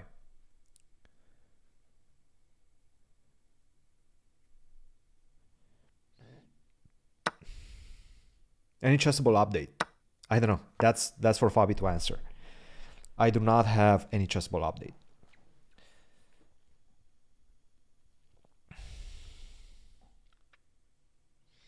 Ever been nervous to interview any of these guys? Of course.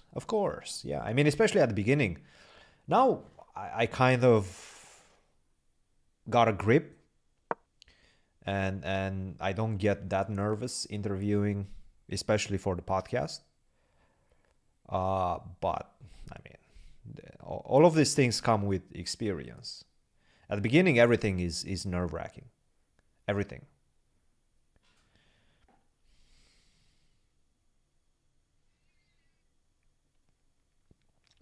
Will there be a podcast on Fabi and his thoughts on candidates prep? Well, we discussed the candidates in last year's podcast, first episode 1. We discussed candidates. But that was the previous candidates. Now that he qualified these candidates, I'm sure we will be doing some content for it in preparation for the candidates. I mean, look, it's a big one.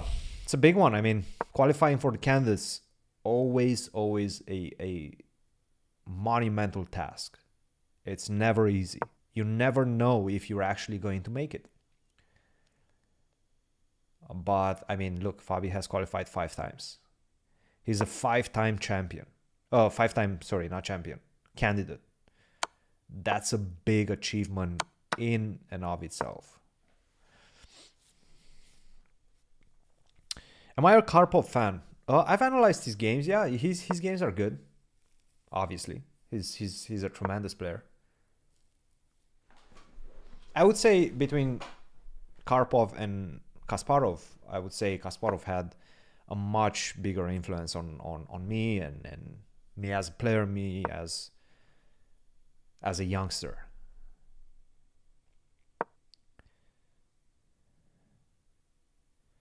Five-time candidate, yes, that's big. That's big in and of itself.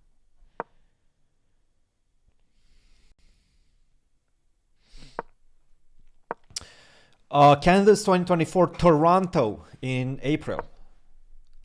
Whoa, whoa, whoa, whoa, whoa, whoa, whoa, whoa, whoa. What is this? Good move, nice move. What?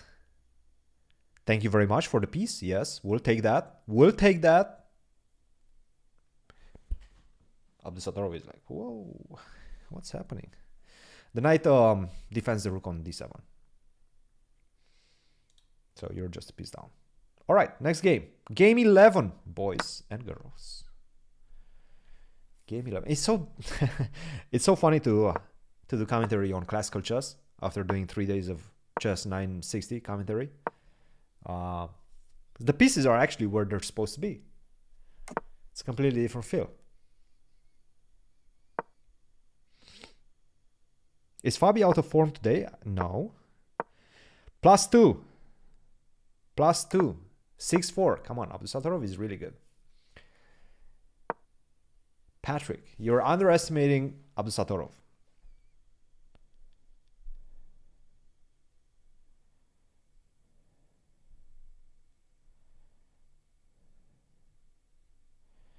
When will it ever stop? Yeah, I don't know. Why is Bogdan Deak not invited in more online tournaments? I don't know. I don't know. These are difficult questions. I don't have any sway in any of these.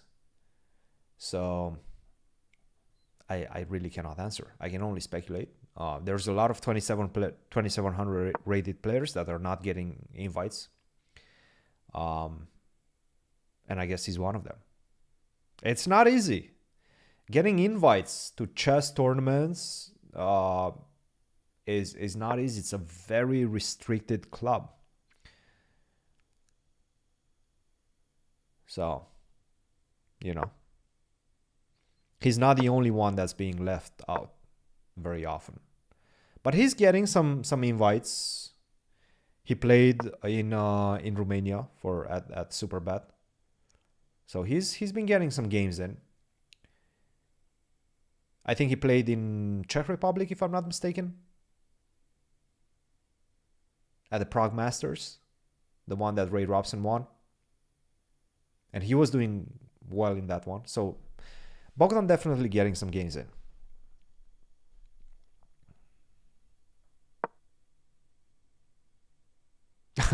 You have to be a part. Exactly. You got to be a part of the Chess Illuminati. We have a podcast episode on that. If you want to know more about the Chess Illuminati and the Scientology branch in chess, you should watch the Chess Illuminati episode on the C-Squared podcast.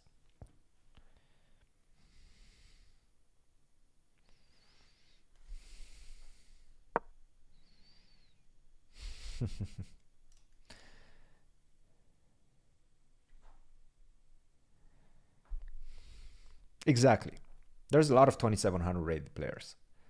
Actually, there's not that many left. They're going down a little bit in numbers. There's a rating deflation going on right now.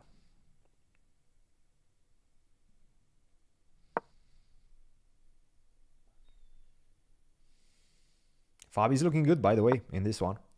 At some point, this h4, g5, if it comes, you will have huge problems with your pieces. By the way, b5 at some point, not, perhaps, why not b5 now? Wait a minute, b5? At some point, I'm going to go b5. Why not now? You cannot go to a5 because I take, and then you lose a piece. Okay, you can take back, but that's going to be a piece, a pawn down, and 2 bishops. So that's not enough compensation. After b5, you have to go back. You don't want to go to b8. That would be a silly position with knight on b8 and c8. I would be ashamed to be in that position. So I'm going to go to e7. Okay, knight e5. What do we think about this move? Inflation in... yeah. The Indian players are really getting ahead. Yes. Wait, what? All right, he's trying to go for a checkmate, but something tastes funny in the position, or smells funny in the position, however you want to put it. Look at the bar. Look at the bar. The bar says plus 3.2. Holy smokes. That's huge. Okay, but where's the win? Okay, the bishop has to drop back, and then I take on d5. And just like that. Okay. So this is his plan. Okay, this is huge. This is a huge game, guys. If you can extend the lead to 3 points, that's big. That truly is significant. So if he can make it a 3-point difference, a 3-point match, that's going to be important. Highly important. 25 seconds. Abdusattorov feeling the heat right now. Bad position for him. Knight on c8, completely useless. Queen on h4, sure, looks good, but doesn't do much. If you drop the bishop back, I take on d5. Threats on c7, not looking good for him. Take on d5, yes. He's going to go knight e7. No, but now he cannot even go knight e7 because rook d8, I'm going to take on d8, and you don't have a space for the king to go to h7. So bishop f4. I like that. Bishop f4, he wants to go c6. g5, okay. Wait. Knight f6. Ha. Nice. Take on f6, take on d8. Caruana wins. Flawless victory. All right, nice. 7-4. Biggest difference in the match so far.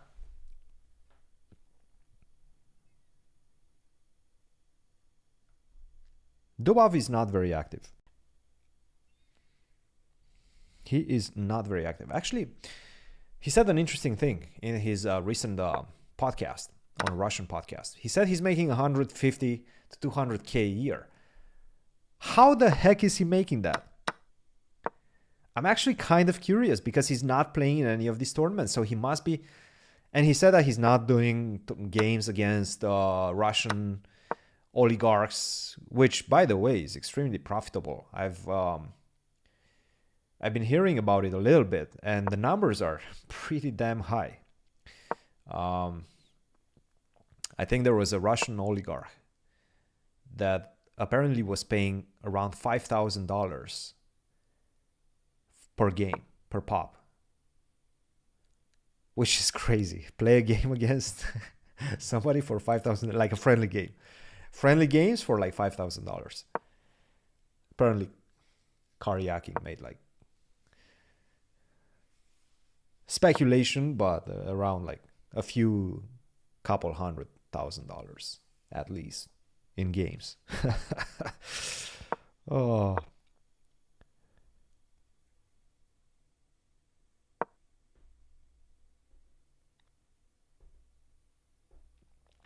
Is Nodirbek a bullet god? I don't think so. I don't think he plays that much.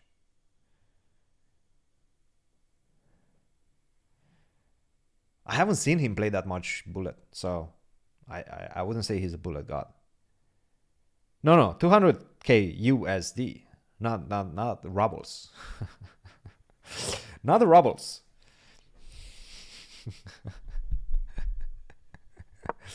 Oh. So how do you... Okay, but... I'm not going to count his pockets. Not going to count his pockets. I don't like to do that. But it's... I'm just trying to figure out where the money is in chess. If he makes 150 to 100k. And he doesn't play.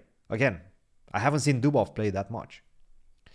I could see that when he was playing those Champions Chess Tours. But he hasn't been invited to any of those. And when he was doing, seconding for Magnus for the World Championship matches, I can see that multiplying to 150, 200k. But not when he doesn't play. So, I don't know.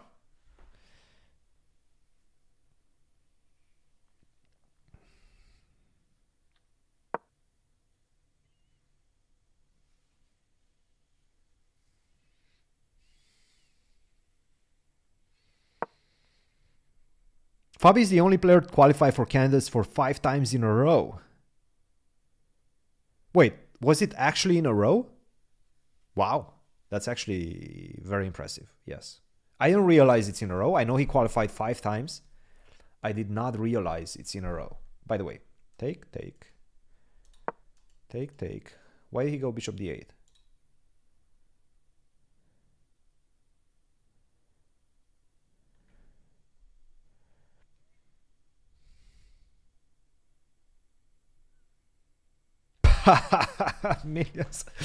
millions of pesos, maybe.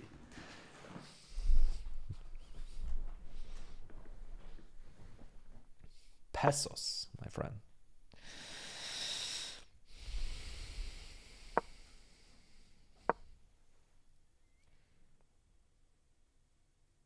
(2016, 2018, 2020, 22, and 2024). Yes, that's actually true.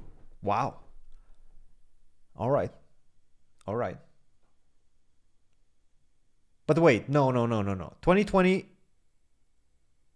I'm trying to.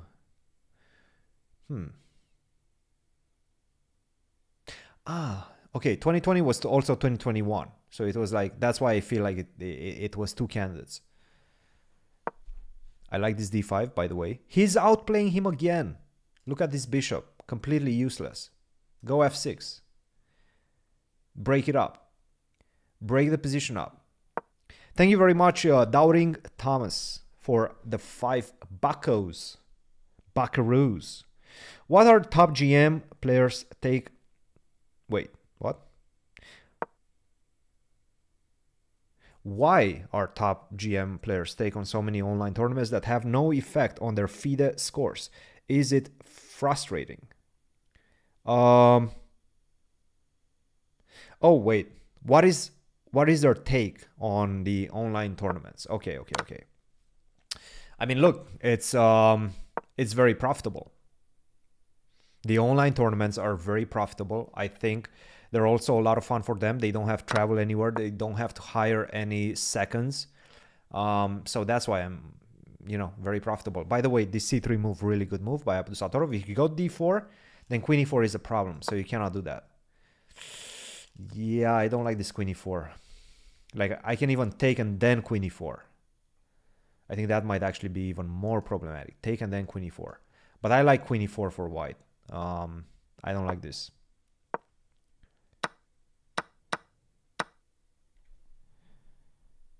(2020-2021) was yes. No, that's 4, but then also 2024, that's 5. So this is the 5th one.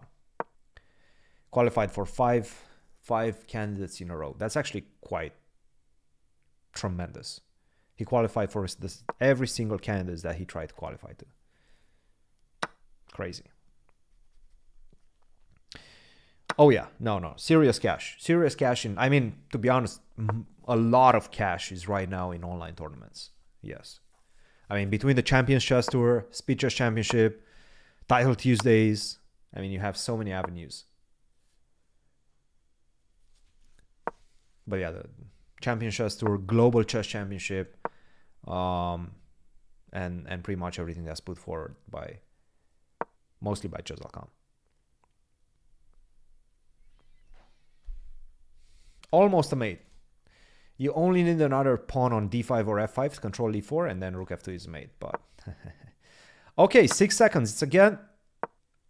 It's again about the time. b5. Whoa, whoa, whoa. Come on, go. Keep going. c4. Why not? Push him, baby. a5. He's trying to push the a pawn. Keep pushing. Yes.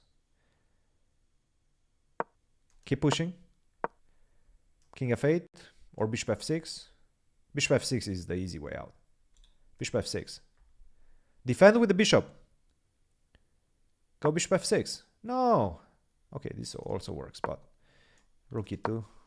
Ah, rook d2. Even nicer. Yep, win. Guys, that's a 4 game. That's double the points. 8 for Fabi, 4 for Abdusattorov. This is looking really good. It's getting better and better right now for Fabi. He's already qualified? Yes, he qualified via the World Cup. The World Cup has qualified Fabi. He qualified last month in August. Are you a fan of the chess bras? Yes. Yeah, both chess bras are good friends of mine, Eric and Aman. I know them for a very long time. Actually, I was in the same, we went to the same university, me and Eric. Time for a break, yes. I'm going on a break, and I'm going to leave you with whatever Danny is saying right now. Give me just 1 second. I'll be right back. Okay, some openings are just going to work better or worse for you. And now that he's got a deficit in the match, Danny, guess what? He does have to think about being more risky with his opening choices. So the Alekhine is just not going to cut it anymore. It's not enough. Yep.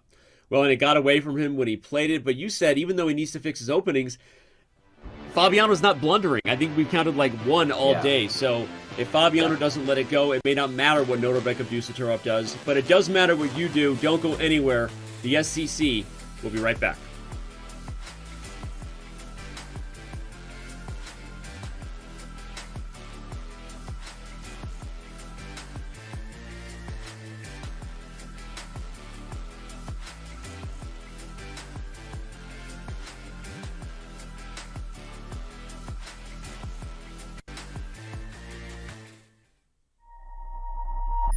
Chess.com's game review recently got a major update. Here are 4 key notes. At the end of each game review, you will now see a summary of the game from your coach, your performance rating for that game, and a quick grade for you and your opponent in the opening, middle game, and endgame. We've added a new classification called miss for when a move fails to take advantage of an opportunity, but it is otherwise a sound move.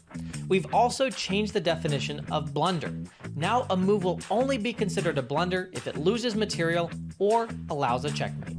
Coach will now draw arrows and highlight squares when you hover over or click on the highlighted words in the move explanations. This should make move explanations easier to follow. Finally, Coach's explanations will now reference specific pieces and threats in the explanations, making move explanations much more intuitive. The new game review experience is available on chess.com right now.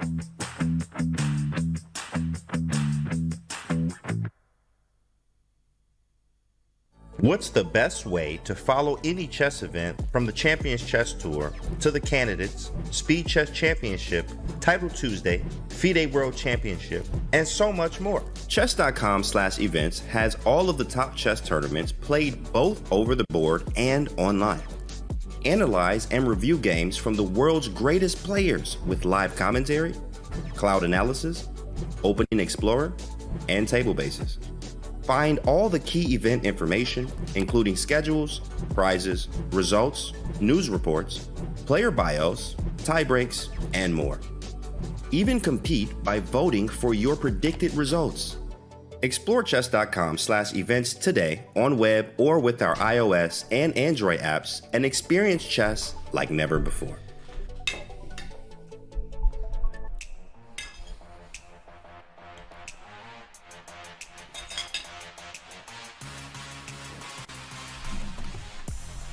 We're back. We're back and we're eating.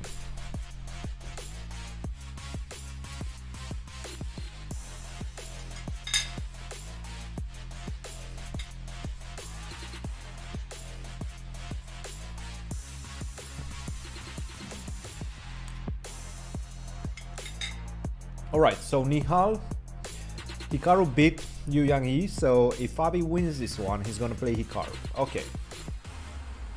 By the way, Hikaru being the #1 favorite of the event. Where's Magnus? Is Magnus not playing this? Or is this just one side of the bracket? Ah, this is probably just one side of the bracket. So Magnus is probably on the other side.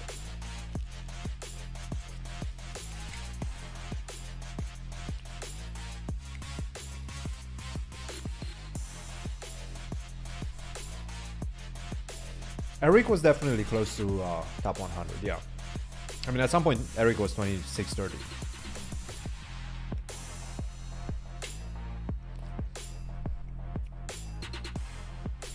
That's very close. It's not quite there, but it's very, very close.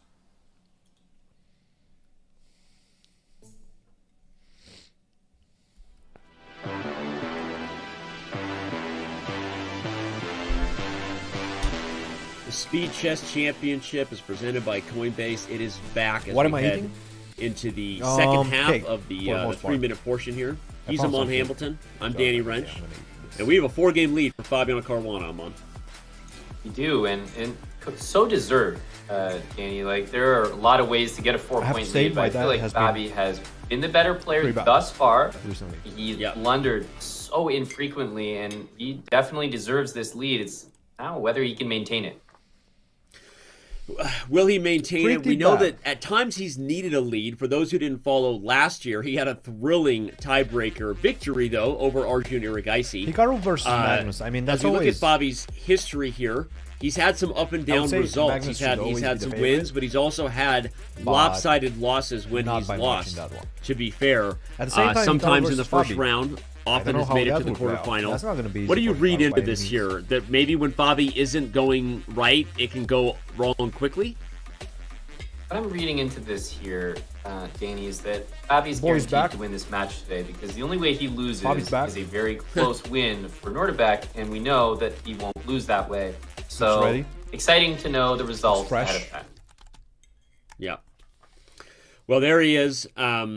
We know that he lost some matches in a lopsided fashion. Right now, he leads by 4 points.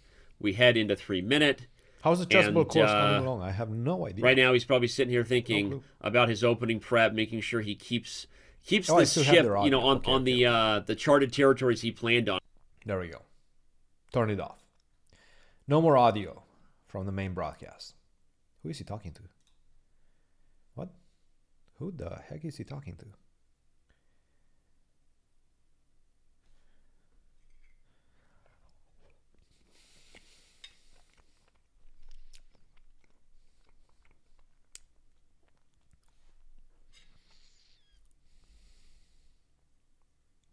He seems annoyed. At something. I know at what.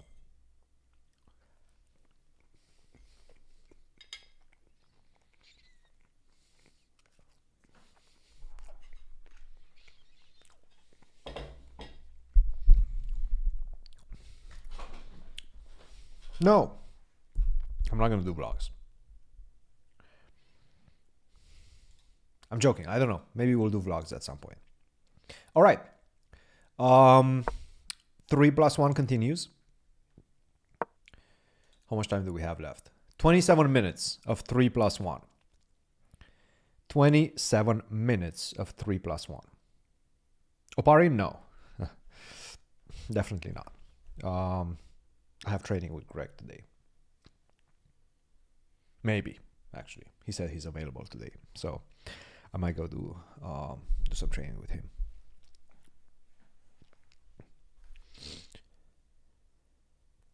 We wouldn't be able to actually hear him anyway. His audio is not on for the broadcast, for the main broadcast on chess.com. No chance.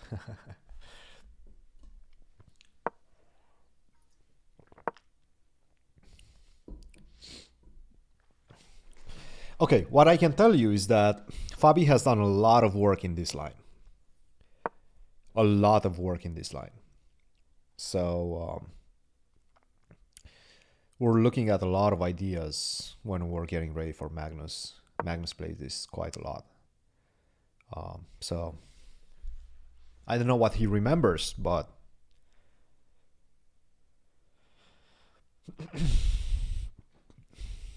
he's worked on this a lot. I'm expecting good things from Fabi in these structures. Queen b5. Wait, queen b5, maybe I can... No, take, and then I take on f3 with the check. That's not good. So queen b5, maybe... Can you take like this? Queen b5 you could actually take with the other knight. No, but then take.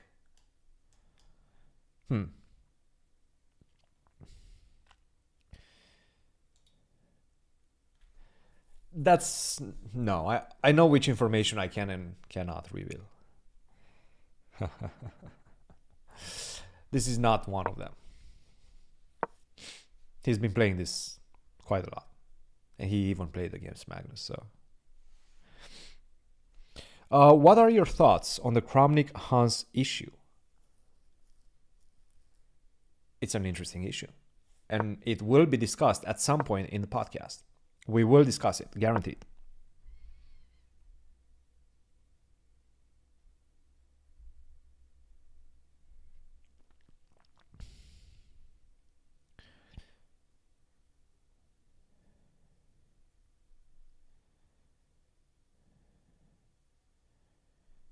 Is he getting triggered though?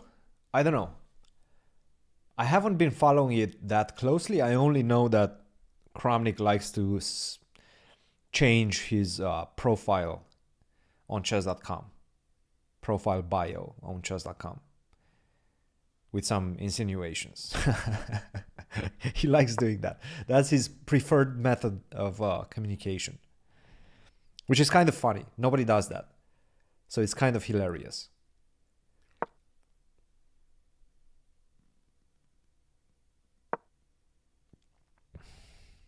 How much for all the info, including prep? Everybody has a price.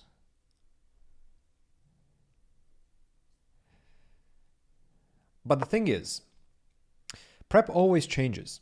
So if it's not continuous, you're not going to get that much, especially nowadays. Back in the days, it was much easier. Like prep, I would say, was worth much more for a longer time back in the days. But with the advent of engines, computers, prep is changing, ever changing. Every week there's new ideas. So you wouldn't get a lot, even from like extremely high level prep that's been outdated.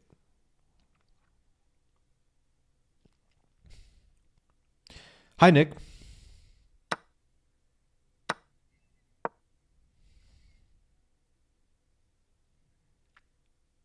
That's right. That's right. Yeah. Nowadays, that's not really possible anymore. Like the ideas stay the same, but everything changes. Everything is being played.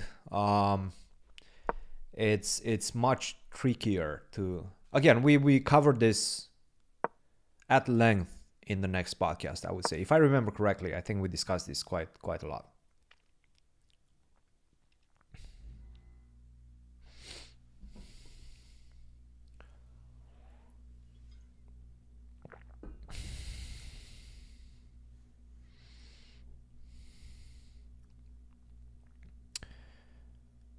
Yo, Justin, what's up, man?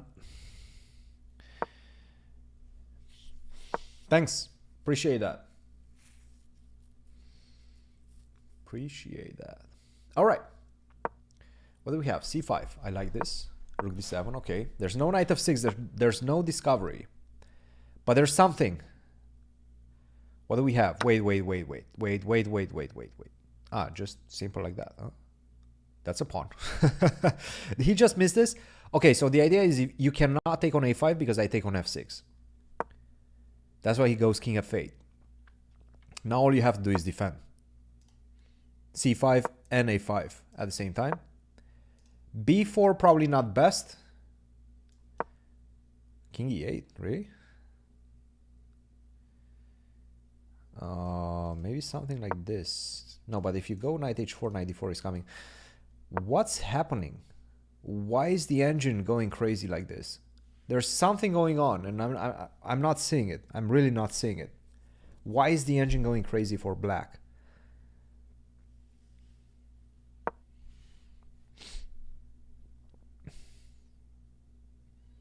It's all about time right now. 9 seconds. Whoa.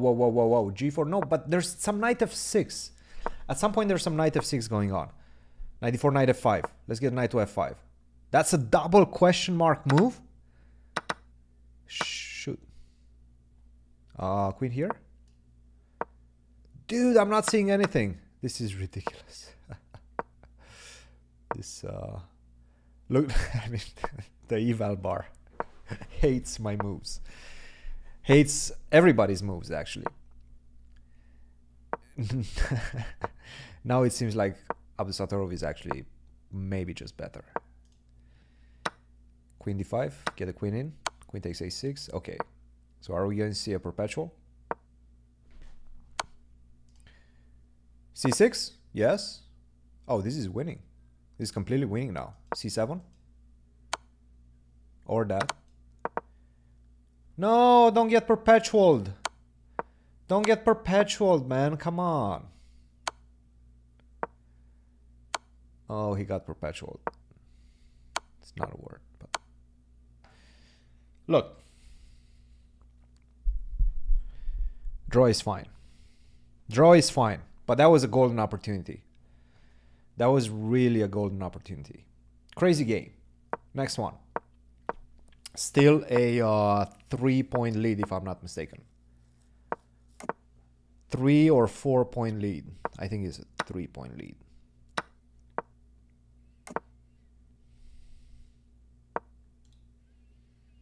No, 4-point lead, excuse me. 8.5, 4.5. 4-point lead. It's really good.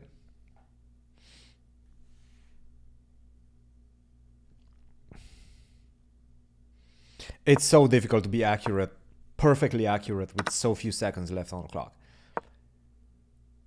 Until you play it, I mean, even I, since I'm not playing occasionally that much, my perception of how difficult chess is when you don't have the help of the engine, when you don't see the engine's eval, is very distorted.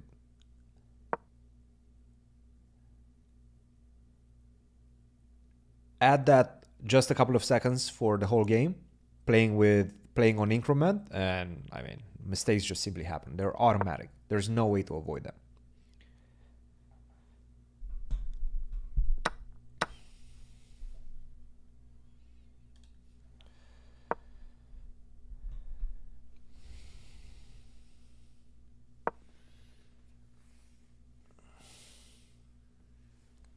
No way to avoid them.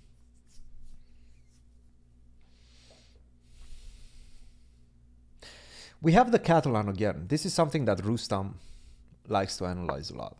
That's definitely a Rustam influence on Abdusattorov.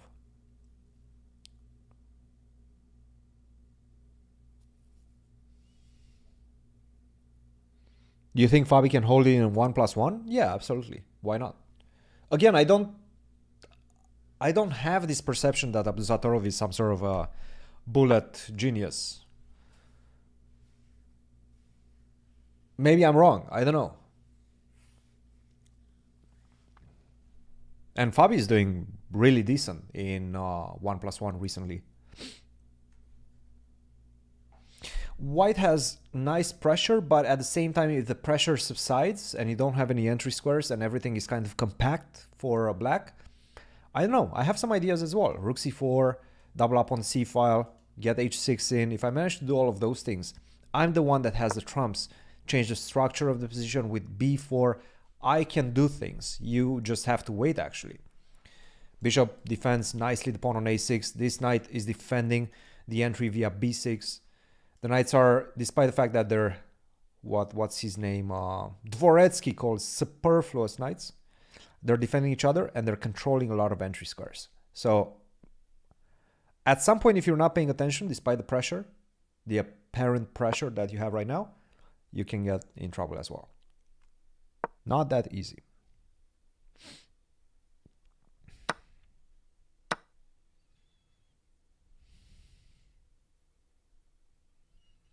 Do you think Team Tournament would bring even more people to watch chess? Like a franchise competition? They try that. I mean, they still do it with the Pro Chess League. That's kind of the vision behind the Pro Chess League. It's franchising team competition, like NBA style. So I don't know. I don't know how successful that is and how successful it will be in the future. It could be.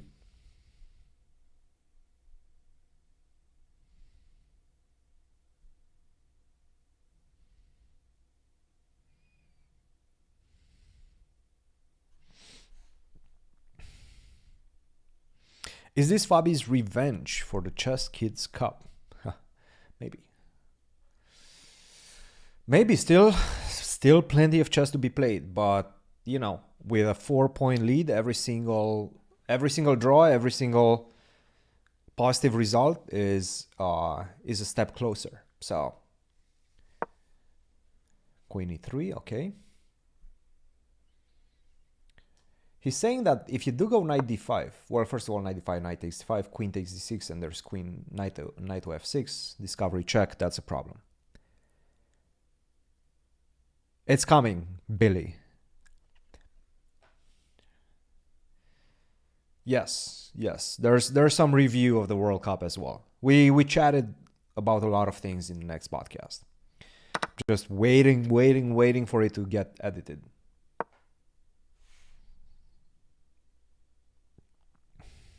I wouldn't say he's much stronger in rapid. I think classical chess is extremely good. So no, I wouldn't say so. He is a world champion in rapid, so I can see where you're coming from, but I wouldn't say that description is as accurate.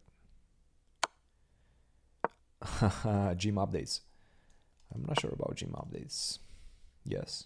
Go after the b2 pawn. Why not? If you go rook d2, I can actually take on b2. Rook d6. Yeah. This looks very close to equality. White still has some pressure, but it looks very close to equality. Maybe rook b3. Maybe rook b7. What's this all about? Yeah, but this should be equal, right? Yeah, okay. This is just equal. And that's a draw. You take, I take, you take. You have to defend the e2 pawn. I defend on 6th. I even go rook d6 to not allow your king to get in. If you go king c5, maybe I can try some rook b2 ideas. Okay, king d6 is just an easy draw. Or king d7. King d7, not go rook c8. Not allow rook c8. Okay, rook b6. Unless Abdu is trying to lose this, then he should probably just accept the draw fast. Unless Fabi really messes this up. He's trying to. He's attempting a mess up. That's not good. Why would you give up pawn? I mean, I understand why at that point, but he should have never gotten to this situation. Okay, now it's difficult.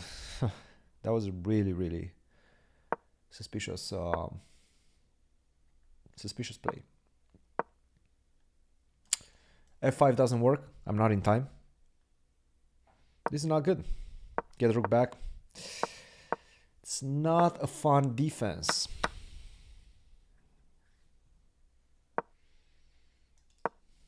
Yeah. Like rook c5, rook c7. The thing is, your pieces are always, your rook is always going to be passive on b6. Good move. King g7, very good move.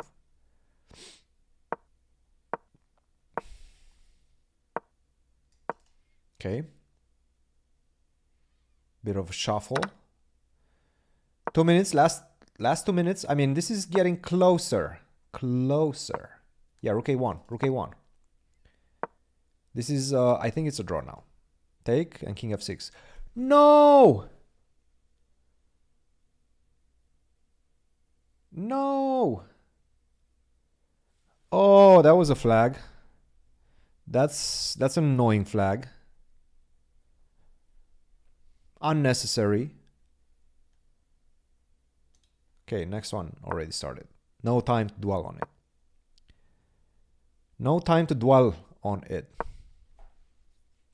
How much time do we have left in 3+? 11 minutes of 3+1.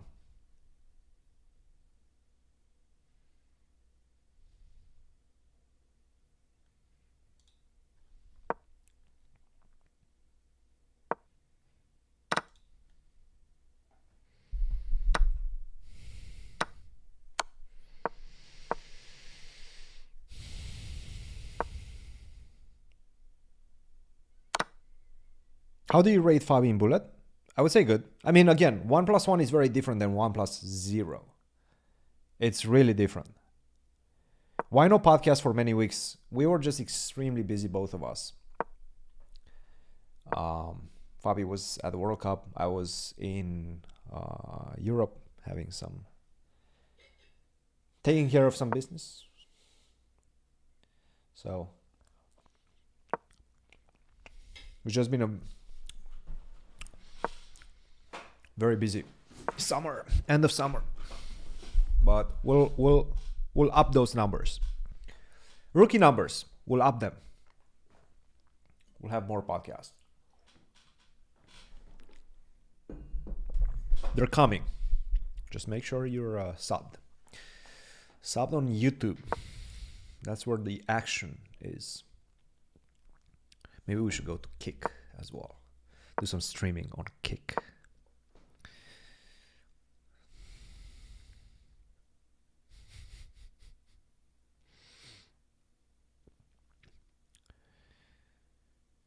Streaming title Tuesday tomorrow? Not sure. I am not sure about that. Maybe. Okay, White is completely winning. So Fabi has a golden opportunity to maybe take an important victory and get it back to a 4-point difference. Get it back to a 4-point difference. That's the name of the game. Go into the bullet with a 4-point difference, and that's good. That would be really, really good.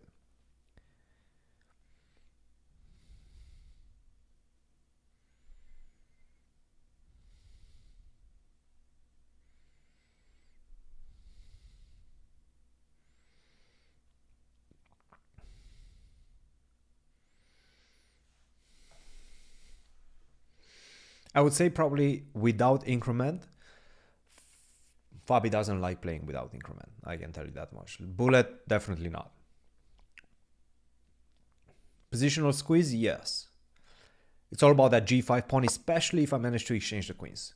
If we get into the end game, that's when that g5 pawn weakness is going to be significant.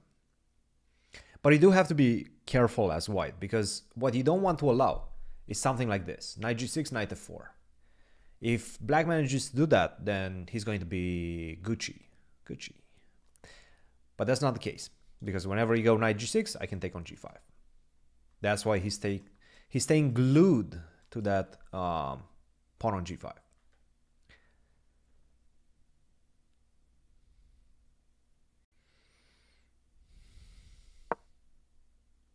He's still going for it. Now the question is, what do I take with? Queen or knight? I can do both, by the way. I kind of like taking with a queen. Knight, I don't like this queen to d8 move. And I'm not sure how to calculate knight takes f7, queen h4. It's getting a little bit tricky. That's why I would take with a queen, which it did. Because now there's no more queen d8. Queen d8 we just exchange. Good move. I like it. From a practical perspective, very good move. 2 minutes for Fabi, 20 seconds for Abdusattorov. This is Fabi's game to win. This is his for the taking. Don't mess this one up. No reason to mess this one up. It's yours. Rook c1, why not? Am I missing something? Again, this is what I don't like. He's trying to go knight f5. So for example, don't go knight king g3. King g3 would be absolutely horrendous. You can go f4 if you want. Rook h1. Try to go for rook h7. Yeah, no, that was a miss. That was a really big miss. Because now rook d1, knight takes d4. We exchange, and then I take on g5. Okay, but you can still take. And if you take on g5, I can take on d5 first. Intermezzo. That's check, and then I pick up on g5. That's not good enough. Knight takes d5, queen g5, queen d4, and then you have all sorts of checks coming to f4. Coordination of queen and knight versus queen and bishop, not good. No, this really went off the rails for Fabi. Lost a bunch of his advantage.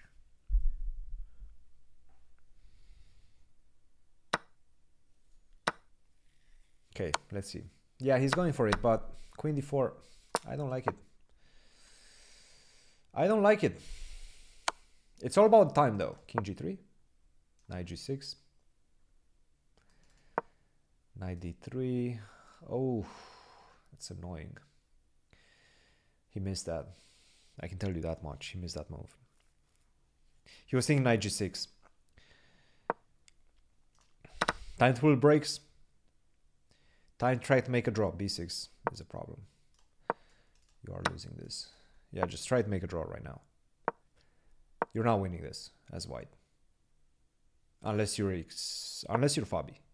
Maybe you can win it if you're Fabi. Get in? No, get in knight h7. Knight is good. Knight is good in these situations, unfortunately. Yeah, knight g6. Bishop e8 at some point. Okay. Wait. Bishop e8? What is this? No. But this, I'm not so sure. G6, okay. King f6, what? Okay. It's gonna be a draw.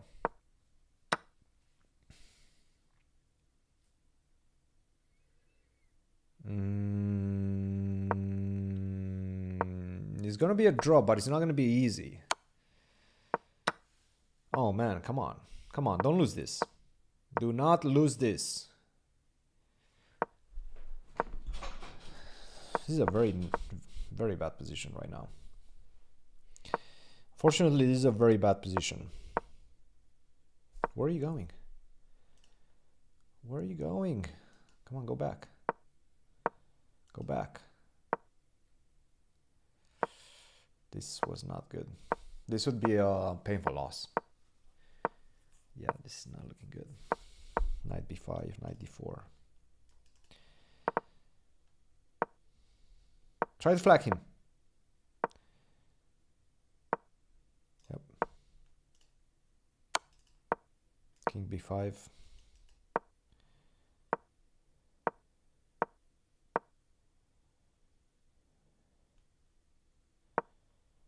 Go back.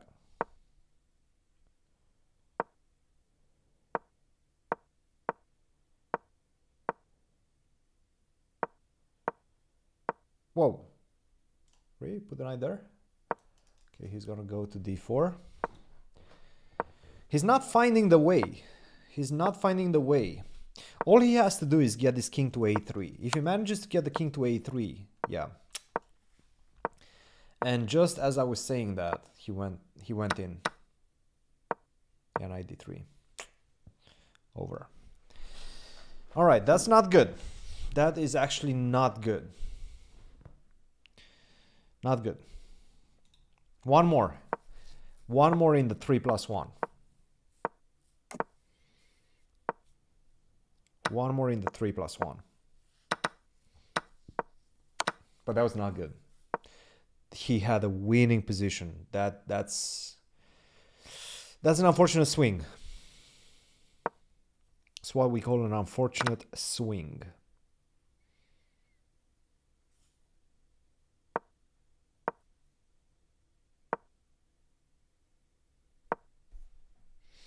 Hello, Will. Hello.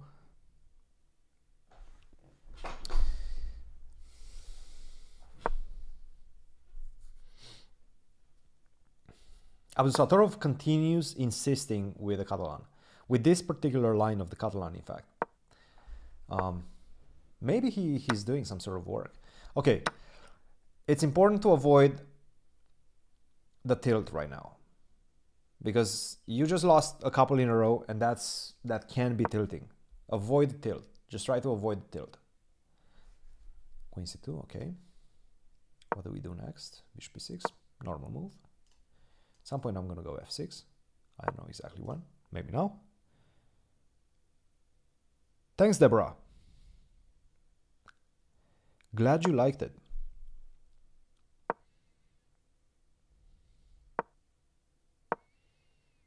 Cheers, Essie. It's a good day. It's 3 p.m. almost.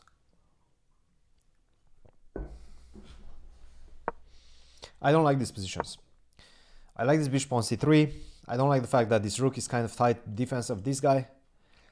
And I just feel like white has more opportunities to open up. Like rook f4 at some point. Go play for g5. And I just feel like white has more space to try to create something.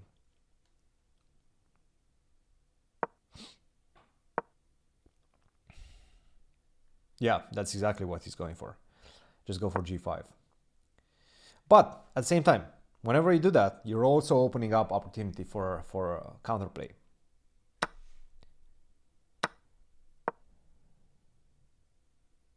Just simply win all the games. Yeah, exactly. Easier said than done. Easier said than done. Rook g1. Let's go, baby. What? Okay. Rook d5, queen takes h4. That would be how you lose the game. Yeah, queen f4, I don't know. Also, maybe now? Queen f4 looks a little bit annoying. Actually, it looks very annoying. Yeah. I don't like it. Rook e6. That was his plan. Okay, maybe he's turning it around. He's looking for counterplay. Perhaps something that Abdusattorov missed.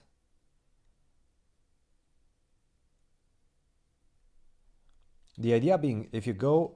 What happens if you go just simply rook d2?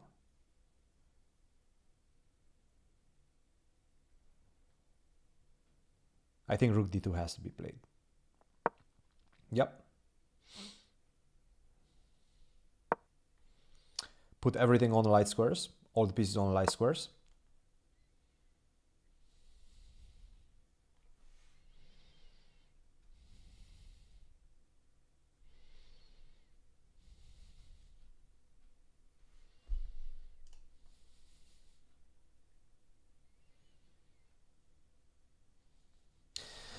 Right now, with the rook passive on d2, there's not that many avenues to improve the position.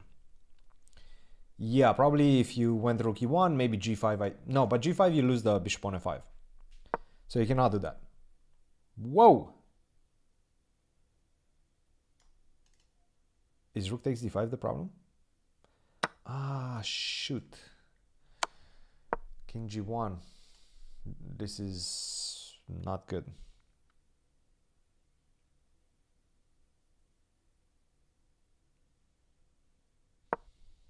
Yeah, no. Right now he needs to avoid the tilt.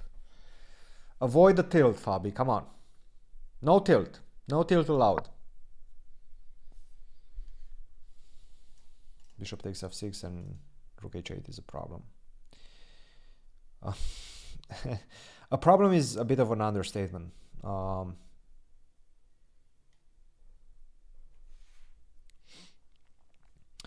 Yes, I'm doing commentary for the US Championship.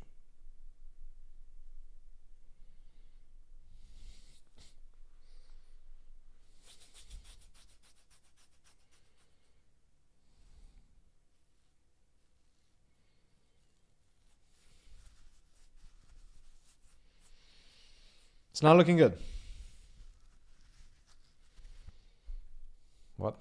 Is this a move? And queen takes f5. I think that this might be a pretty unpleasant situation. Yeah, rook g5. Ouch. Ouch! Yeah, you cannot take. So once you put the king on g7, you're pinned. Take on g5. The problem is that I'll give you a check. If you go to f7, I can take on c4.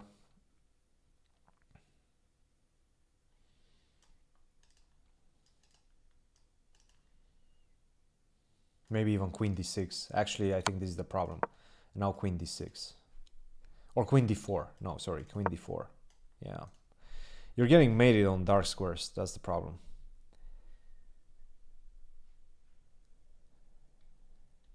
Like you can take a pawn, but that's not much. That's a mate. Rough.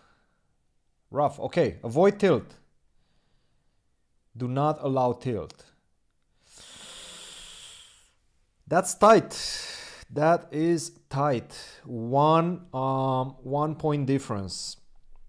1 point match going into the 1+1. Not good. Not good. Not good. Abdusattorov had a good 3+1.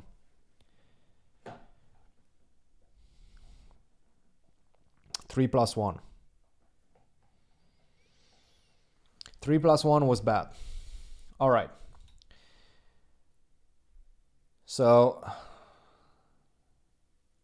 5+1 really decent. 3+1 not so good. Now is the key. 1+1. What is your prediction? Who's gonna take it in the 1+1? Let's do a poll. Let's do a poll. Wait, what? Let's listen to these ads. Let's listen to Danny's ads. Because it tastes good. All right, I'm like a Oh, little kid Danny, inside, AG1. and it's actually. Okay, I know alright, you're looking alright, at it. You're alright. like green That's something that I vegetables. actually You're drink. wrong. It's phenomenal. Okay. I don't know if Amon's I've ever had actually it, but been on record on the SCC coining that the chess.com flavor. Okay. Just greenchess.com. You know, what can I say? You got something cooking over there. AG1. It is. It's the chess.com flavor. Use the command AG1. Go check it out, seriously.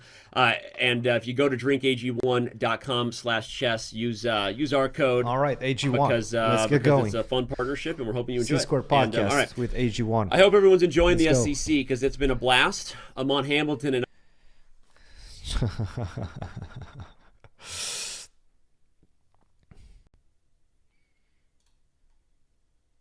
AG1. Lower the sound a bit. My sound or this sound? I mean, we usually don't listen to this. But why not? Why not? All right. 6-minute break. 6-minute break.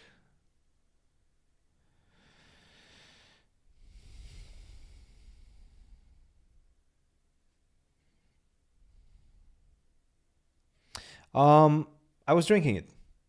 I was actually drinking AG1. I've been drinking it for a while. I like it. It's good. If you say this AG1, we already sent you some emails. We want sponsorships. Let's make it happen. Let's connect. Let's get CSQ Pod sponsored by AG1. Why don't we do that?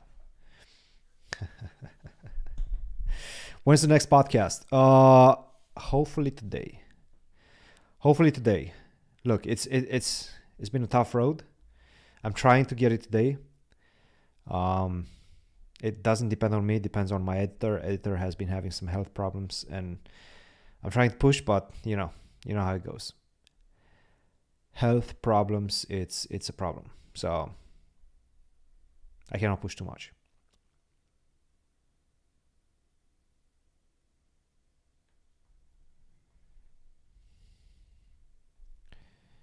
AG1.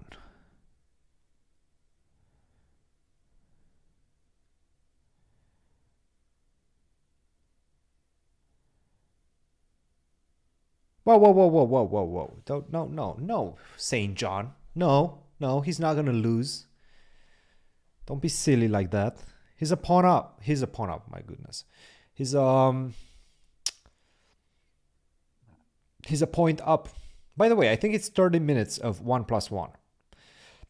I want to say it's 30 minutes 1+1, but I might be wrong. It might be like a full hour of 1+1.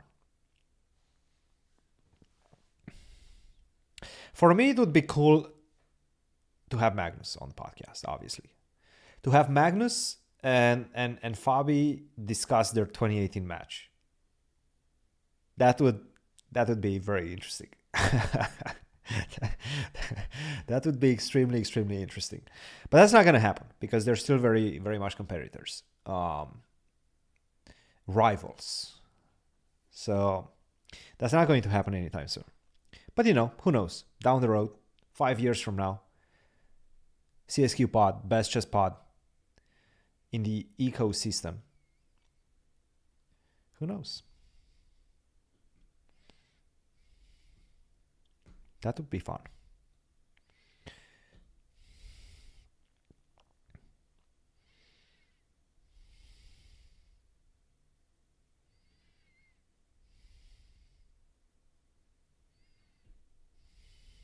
They're competitors. Whether he likes Fabi or not, I'm sure there's different types of emotions for both of them, Magnus and Fabi. It's very difficult to like your competitors. They're competitors. They're rivals. Like most of these guys don't. They respect each other very much so. I don't think there's any doubt about that. I think there's a lot of respect between the majority of the players at the top. But I mean, liking is a little bit different.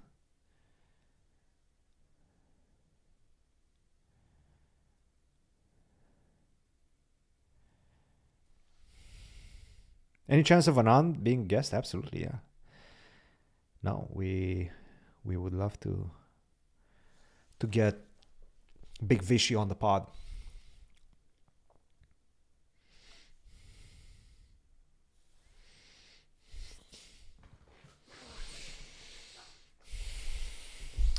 How are top level coaches paid? I would say that's up to them. Everybody makes their own, negotiates their own scheme of getting paid.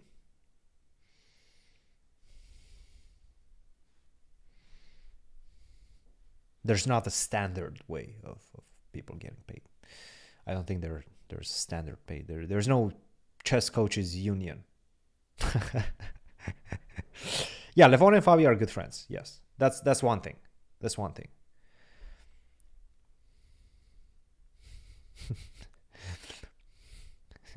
Chess coaches union.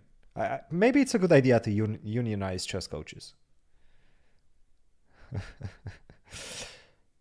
What's the deal with Ding? Has China kidnapped him? I don't know. That's actually a very good idea. Very good question. I have no idea. I don't think anybody knows. Everybody's just speculating. To be honest, I don't even know why he withdrew from the Speed Chess Championship. Fabi needs to drink some AG1. I think he has his drinks. Yeah, he has some drinks.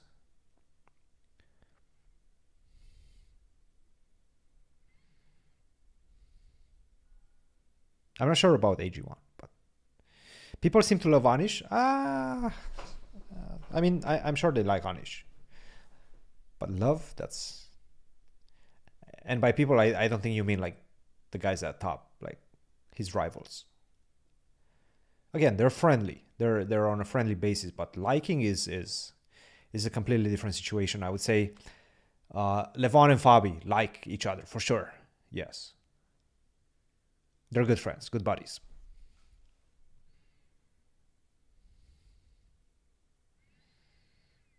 Thanks, little water pump. I enjoyed it. I had a good time, good fun. Come on, Fabi, let's go. 5-3, 4.5, 3.5. Everything on the line. 1+1, baby. Let's go. Let's go. 1+1. All right, we're just about to kick it off.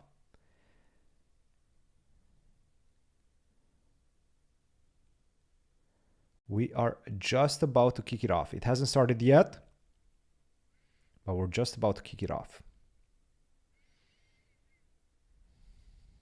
Levon and MVL are pretty good friends. Yes, yes. Again, Levon, I think, has some good friends in the chess world. Yes.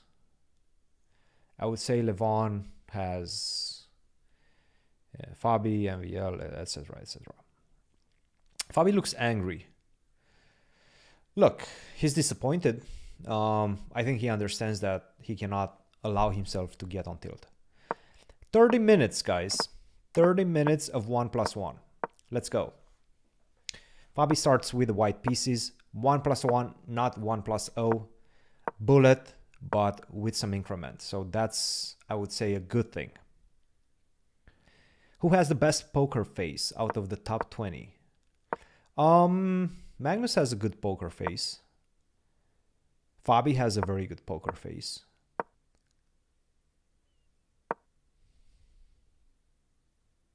Hikaru doesn't have a very good poker face. Vichy has a decent poker face.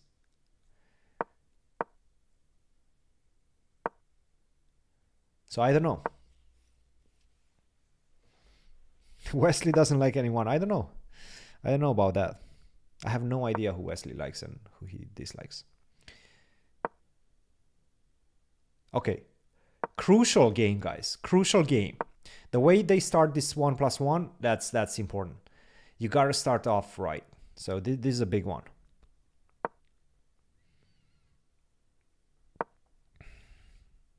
Nodirbek has to be up there. Yes, he has a decent poker face. Yeah, I can see that. Okay, he's keeping up on time, position-wise, fairly equal. Nothing extraordinary is happening up to this point. At some point,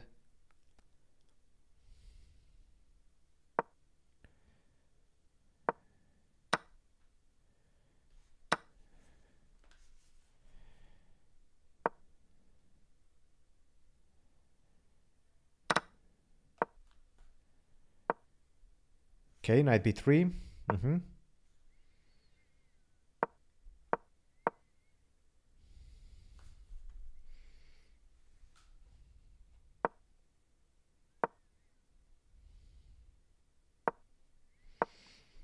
I am seeing the YouTube chat. Bullet is very streaky. Yes. I mean, this whole Blitz in general is extremely streaky.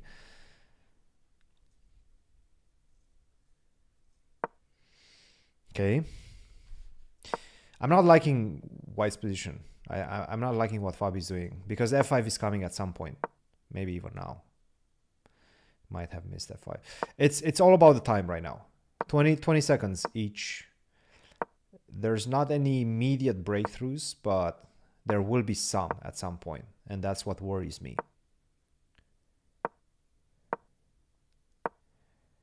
Okay, Fabian. Okay, that's what I was worried about. That's what I was worried about. He's trying to get the rook to f1, cover up the f file, but the g pawn is coming. Not good. Not good at all. Okay, you gotta fight. There's some sacrifices coming. Rook takes g4. Oh, he took like this. Okay, this gives him some chances. Make no mistake about it. Queen d2, I think, was an important move. Queen d2. Oh, this is starting to look chancy. That's not a word, but it doesn't matter. Chancy. Okay. Okay. b3, queen b2. That's fine. Or take that. Why not? Where is he going? What in the world is happening? Knight d3? No. 3 seconds for Fabi against 8 seconds. What is happening? I think rook f1 was a big problem. Oh, queen takes c4. Or that. That's good. That's good. Queen d4. Yes. Yes, baby. Yes. It's coming. It's... Oh, no. Don't take on g4. Because the queen takes g3. That would have been checkmate. What is it doing? What is it doing? What? No! No! No!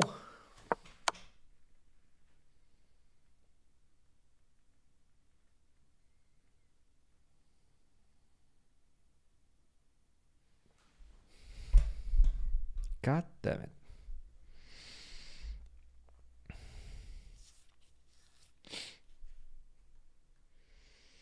Terrible!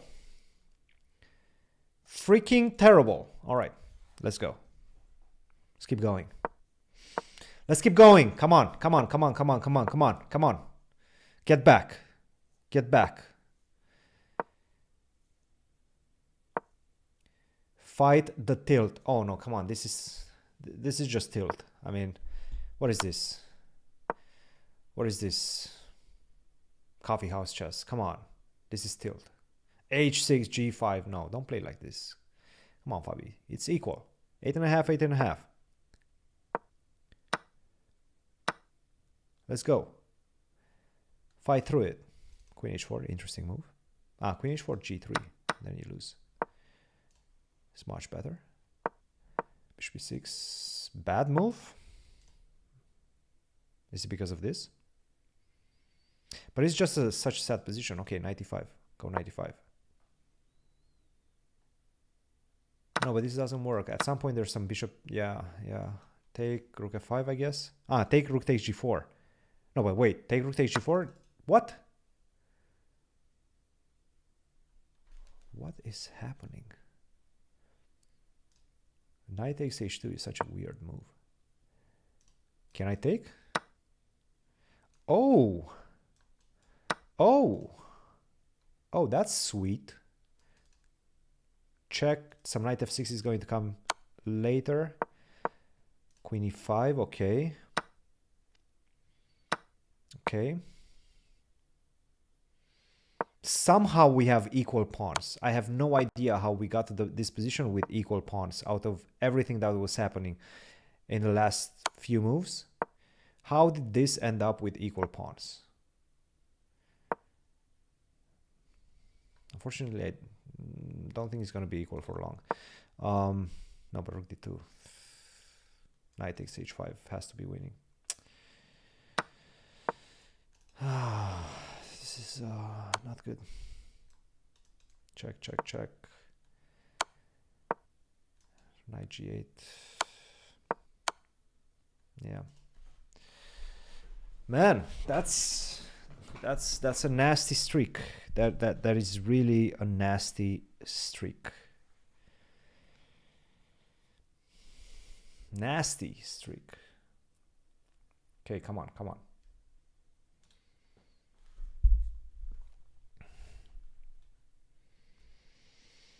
Come on, get back to it.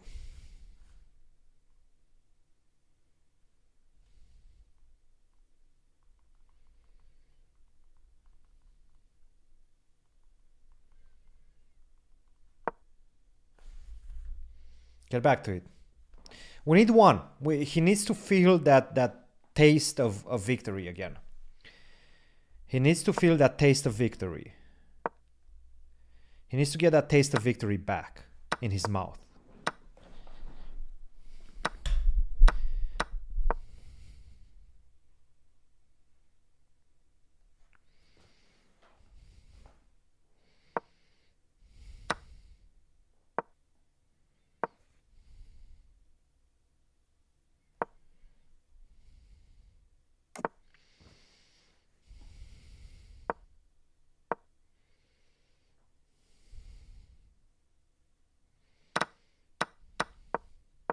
So far, so good. That's a pawn up. That's a clean pawn up.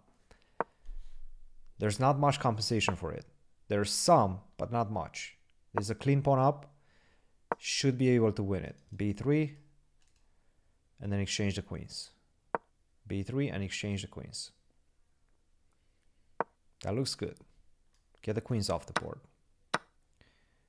Knight c6. b4, b5. Just push it.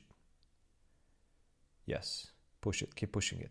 That's good. That's good. That's good. I feel it. I'm feeling it. Yes, baby. Yes, yes, yes, yes, yes, yes.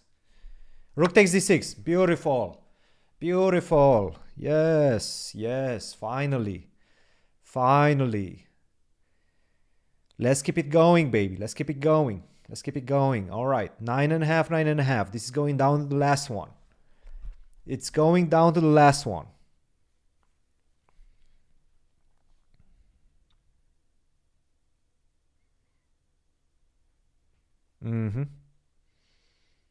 All right. Good bounce back. Finally. Cut the losses. Cut the crap, as they say, as the cool kids say nowadays. Is that what they say?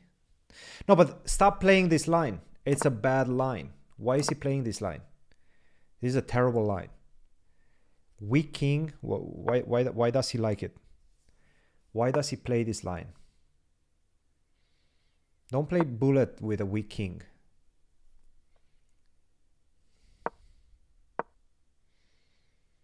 He sometimes gets obsessive about this type of positions. He really enjoys the chaos, and sometimes to his own detriment. Boom, boom, boom. No, that's too much. That is too much. Okay, he can take on e5 if he wants. Knight c5. I don't like this. No, this is not good. I mean, at some point f4 is coming. This is... Yeah, g4 and f4. This is horrendous. This is ugly. No, but stop playing this h6, g5 nonsense.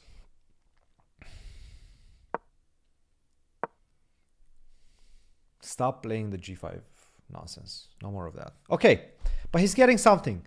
He's getting some action. He's getting some hits in. Take on g4. What? What is knight e8? What in the world is knight e8? No. What in the world is knight e8? King g3? Okay, take this. What the heck is knight e8? Okay, the knight is coming back. Yes. Check. Rook takes. Nice, nice, nice, nice, nice. That's good. That's good. I like the sacrifice. I like the sacrifice. Okay, what do? Do we go in? Let's go in, right? No, he doesn't want to go in. Not yet. Now he wants to go in. But he's getting mated. Shit. Excuse my language. Apologize. Knight g7. Has to go knight g7. Only move. Problem is rook h1. Come on, don't find it. Rook f6. Knight f5. Whoa, whoa, whoa, whoa, whoa, whoa. Not that easy anymore. Rook 7 g3. Let's go. Oh, this is a turnaround. This is a huge turnaround. Check. Take on f5. g2. Yes. There's no checks. g1. That's it. That's it. That's it. Is that it? Queen h2. Queen h2. Queen h2. Come on. Yes. Good. Good. Good boy. Good boy. Let's go. Let's go. Nice. Nice. All right. All right. Let's go. Let's go. Keep going. Keep going. Okay, how much time do we have? 16 minutes. 1 point difference, 16 minutes to go. Got himself a couple of licks in. That's good. Get those licks in.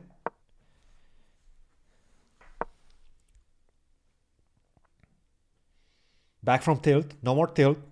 Tilt is over.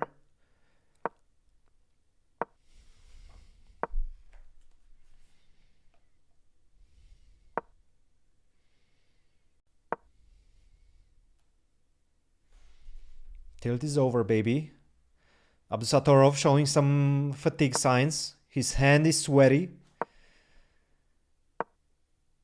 Or maybe it's hurting. I think his hand is hurting. That's actually one of the problems with esports. You get sweaty hands.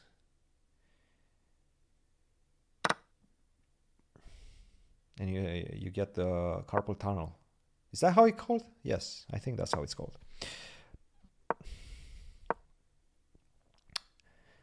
One win maybe doesn't end the tilt, but 2 wins definitely end the tilt. No. 2 wins definitely end the tilt.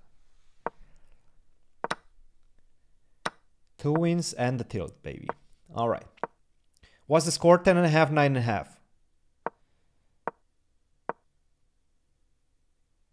What score is a winning score? I don't know. It's all about time, depending on how fast these players are. Depending the pace. Okay, I like e5 for Fabi, right? Queen d3. I'm not sure about this move, but that's fine. Queen e3. Okay, he wants to go to e2. He wants to stay on e2. He wants to stay connected to the rook on b5. Give me that. Take it. Why not? Take the pawn. Oh my goodness. Come on, take the pawn. All right, now it's too late. Queen f4. He's focused on a completely different thing. He's focused on this pin. He wants to get c4 in at some point. But he's doing good on time. 41 seconds against 17, that's good. That's really good. The question is, how do you break? How do you break through? Okay, if you take, I go rook a8. That's a nice yes, yes, yes, yes, yes or no? What do we think? Rook a8, there's always this taking on c3. b3 or taking on c3. Big moment for Abdusattorov. I think he's going to go b3. If you go c3, rook c8. I think he's going to go b3. Yeah. Rook c5. Okay. I don't know what Fabi wants. I don't like this. Actually, I do. Now I do. Take, go back. Give another check. Why not? Go back. Go to f4. Come on. King e3. Okay, king e4. Keep pushing. Yes. c4. You gotta push. Yes. c5. Let's go, baby. Let's go. c6. c7. Let's go. Push him, baby. That's it. That's it. Is that it? Okay, yeah, that's it. That was close. d7, let's go. c8, let's go. That's a check. That's another check. That's another pawn. Give me. Let me eat. Let him cook. Let him cook. That's 3 in a row, baby. Streaky hickey. No. There's no hickey playing in this one. All right, next one. Fabi has not stopped the bleeding. Fabi has opened some wounds of his own. All right, let's keep going. How are we doing on time? 12 minutes. 12 minutes and 2 points difference. This is all going to come down to the last few.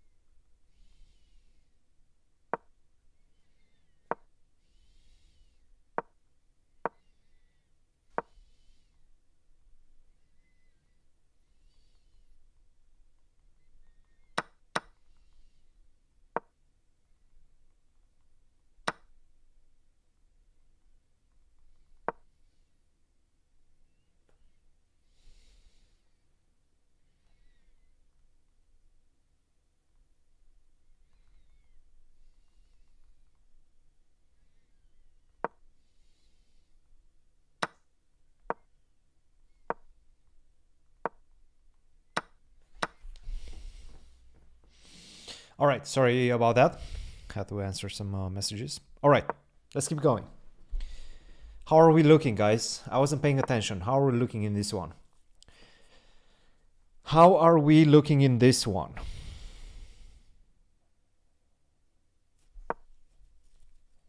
Knight b5, h5. That shoot, I don't like this king g2 stuff. King g2, h6. This is always looking very nasty to my eyes. Yeah.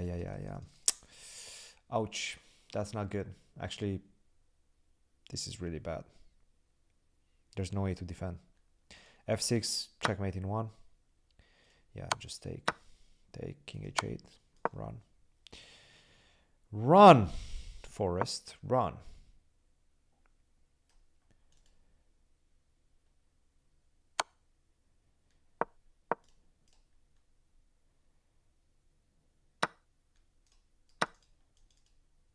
Boom, boom.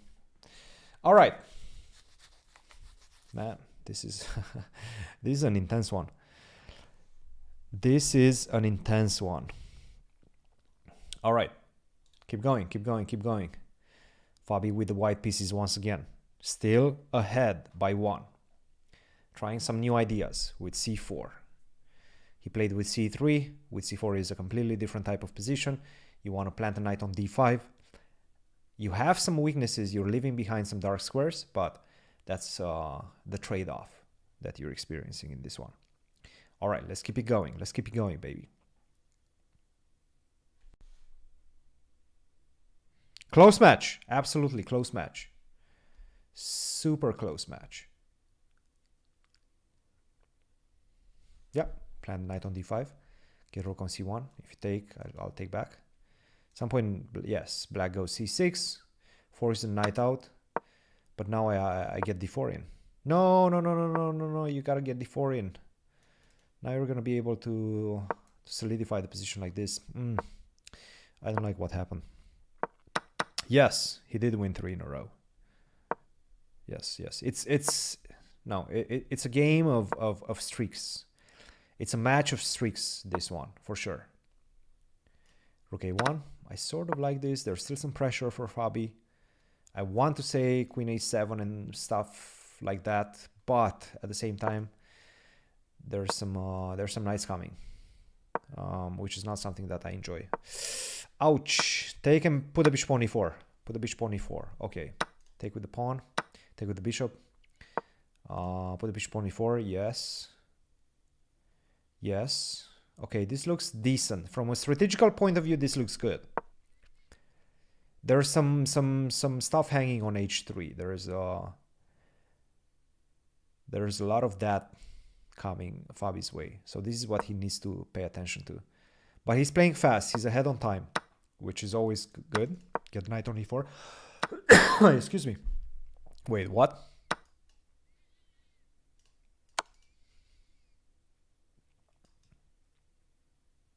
h2? f1. Maybe that's the way to do it. King e1. Let's go. Knight g2, king d2. We're running. He has his running shoes on. Take that. Come on, take that. Okay, this is looking good. This is looking good. Don't mess this up. Do not mess this up. Can you take it? He doesn't want to take it. Take. It's a very annoying position. I'll give you that.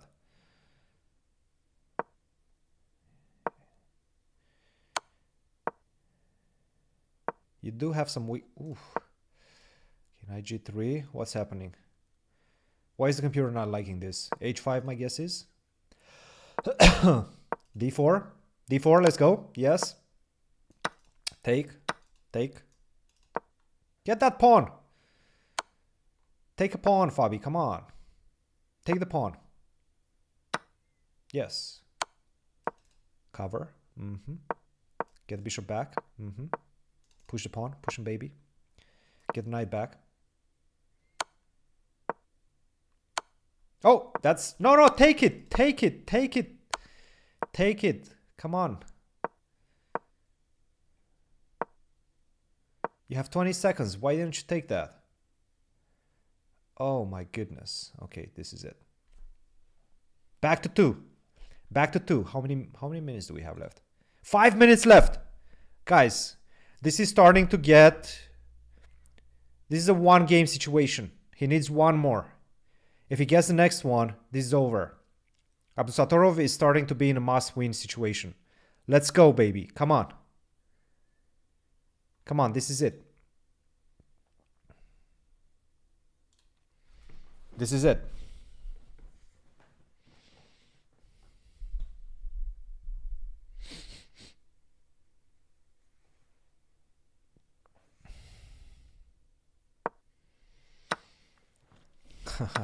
All right.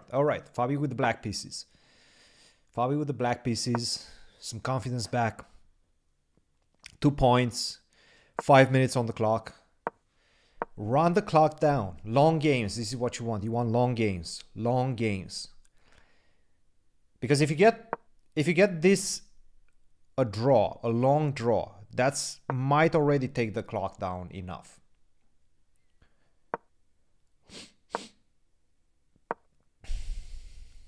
Oh, nice. Put some pressure. Go h5. h5, f3. So h5 is kind of a double-edged sword. Queen e7. Get knight to f4. Ooh. Red move. Is it because of that? No. Why was that a red move? Okay, we don't have enough time to think about it. Ouch. There's a pawn. Okay. Time to go for the attack. No, don't go like that. I mean, I understand this is okay as well, but you needed that rook. Okay, he's trying to go like this. King g7, h5. This is what he's trying to do. Come on, go h5. Wait, why is this a red move? Okay, now he's getting some counter chances. Rook h4 on the h file. I like what's happening on the h file. I'm a big fan of what's happening on the h file. I'm not a big fan of being a pawn down, and this last move d4, really good move. Undermine the knight. So checkmate, he has to go rook g3. Gotta take back.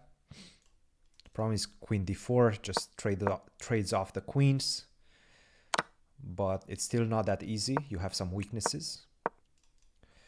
That's a big problem. c5 was a big problem.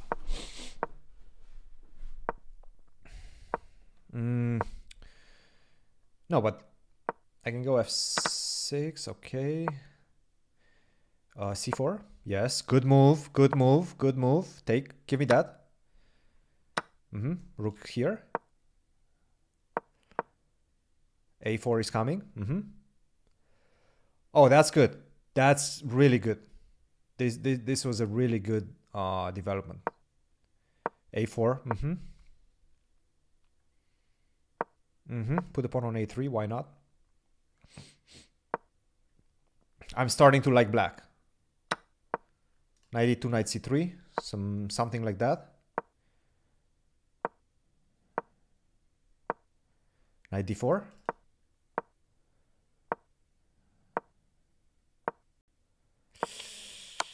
Ouch.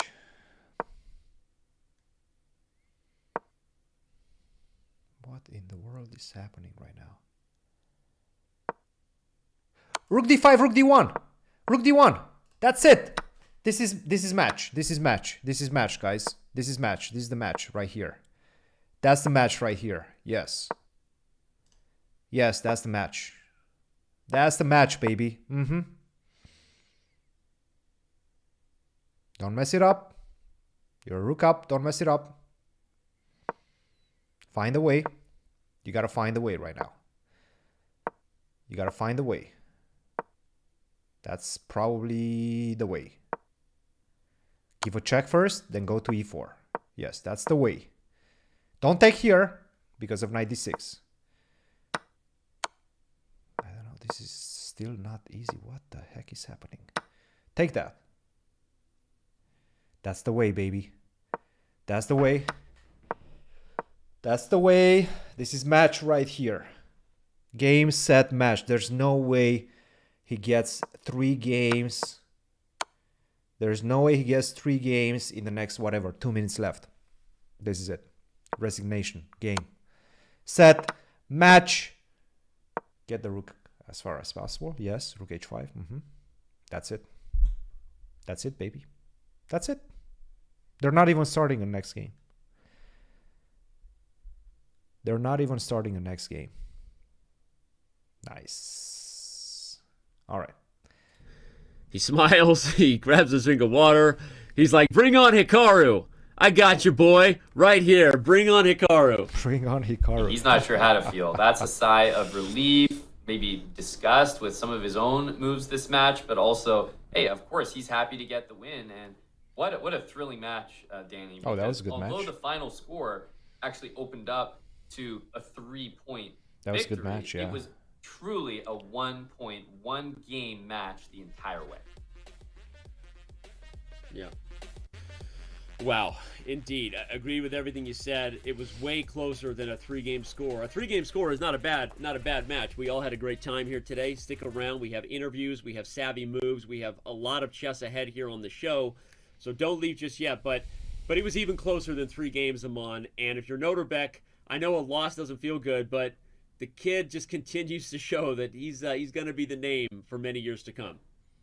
Absolutely. I mean, what a match. I think this was the match that everyone expected it to be.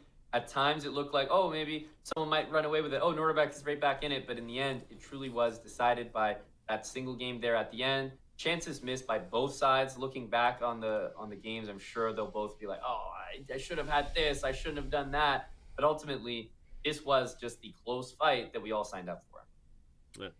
They delivered, as they say, and we are going to deliver with more content ahead. As I said, we have interviews, we have savvy moves to break down, we have more from Amon Hamilton.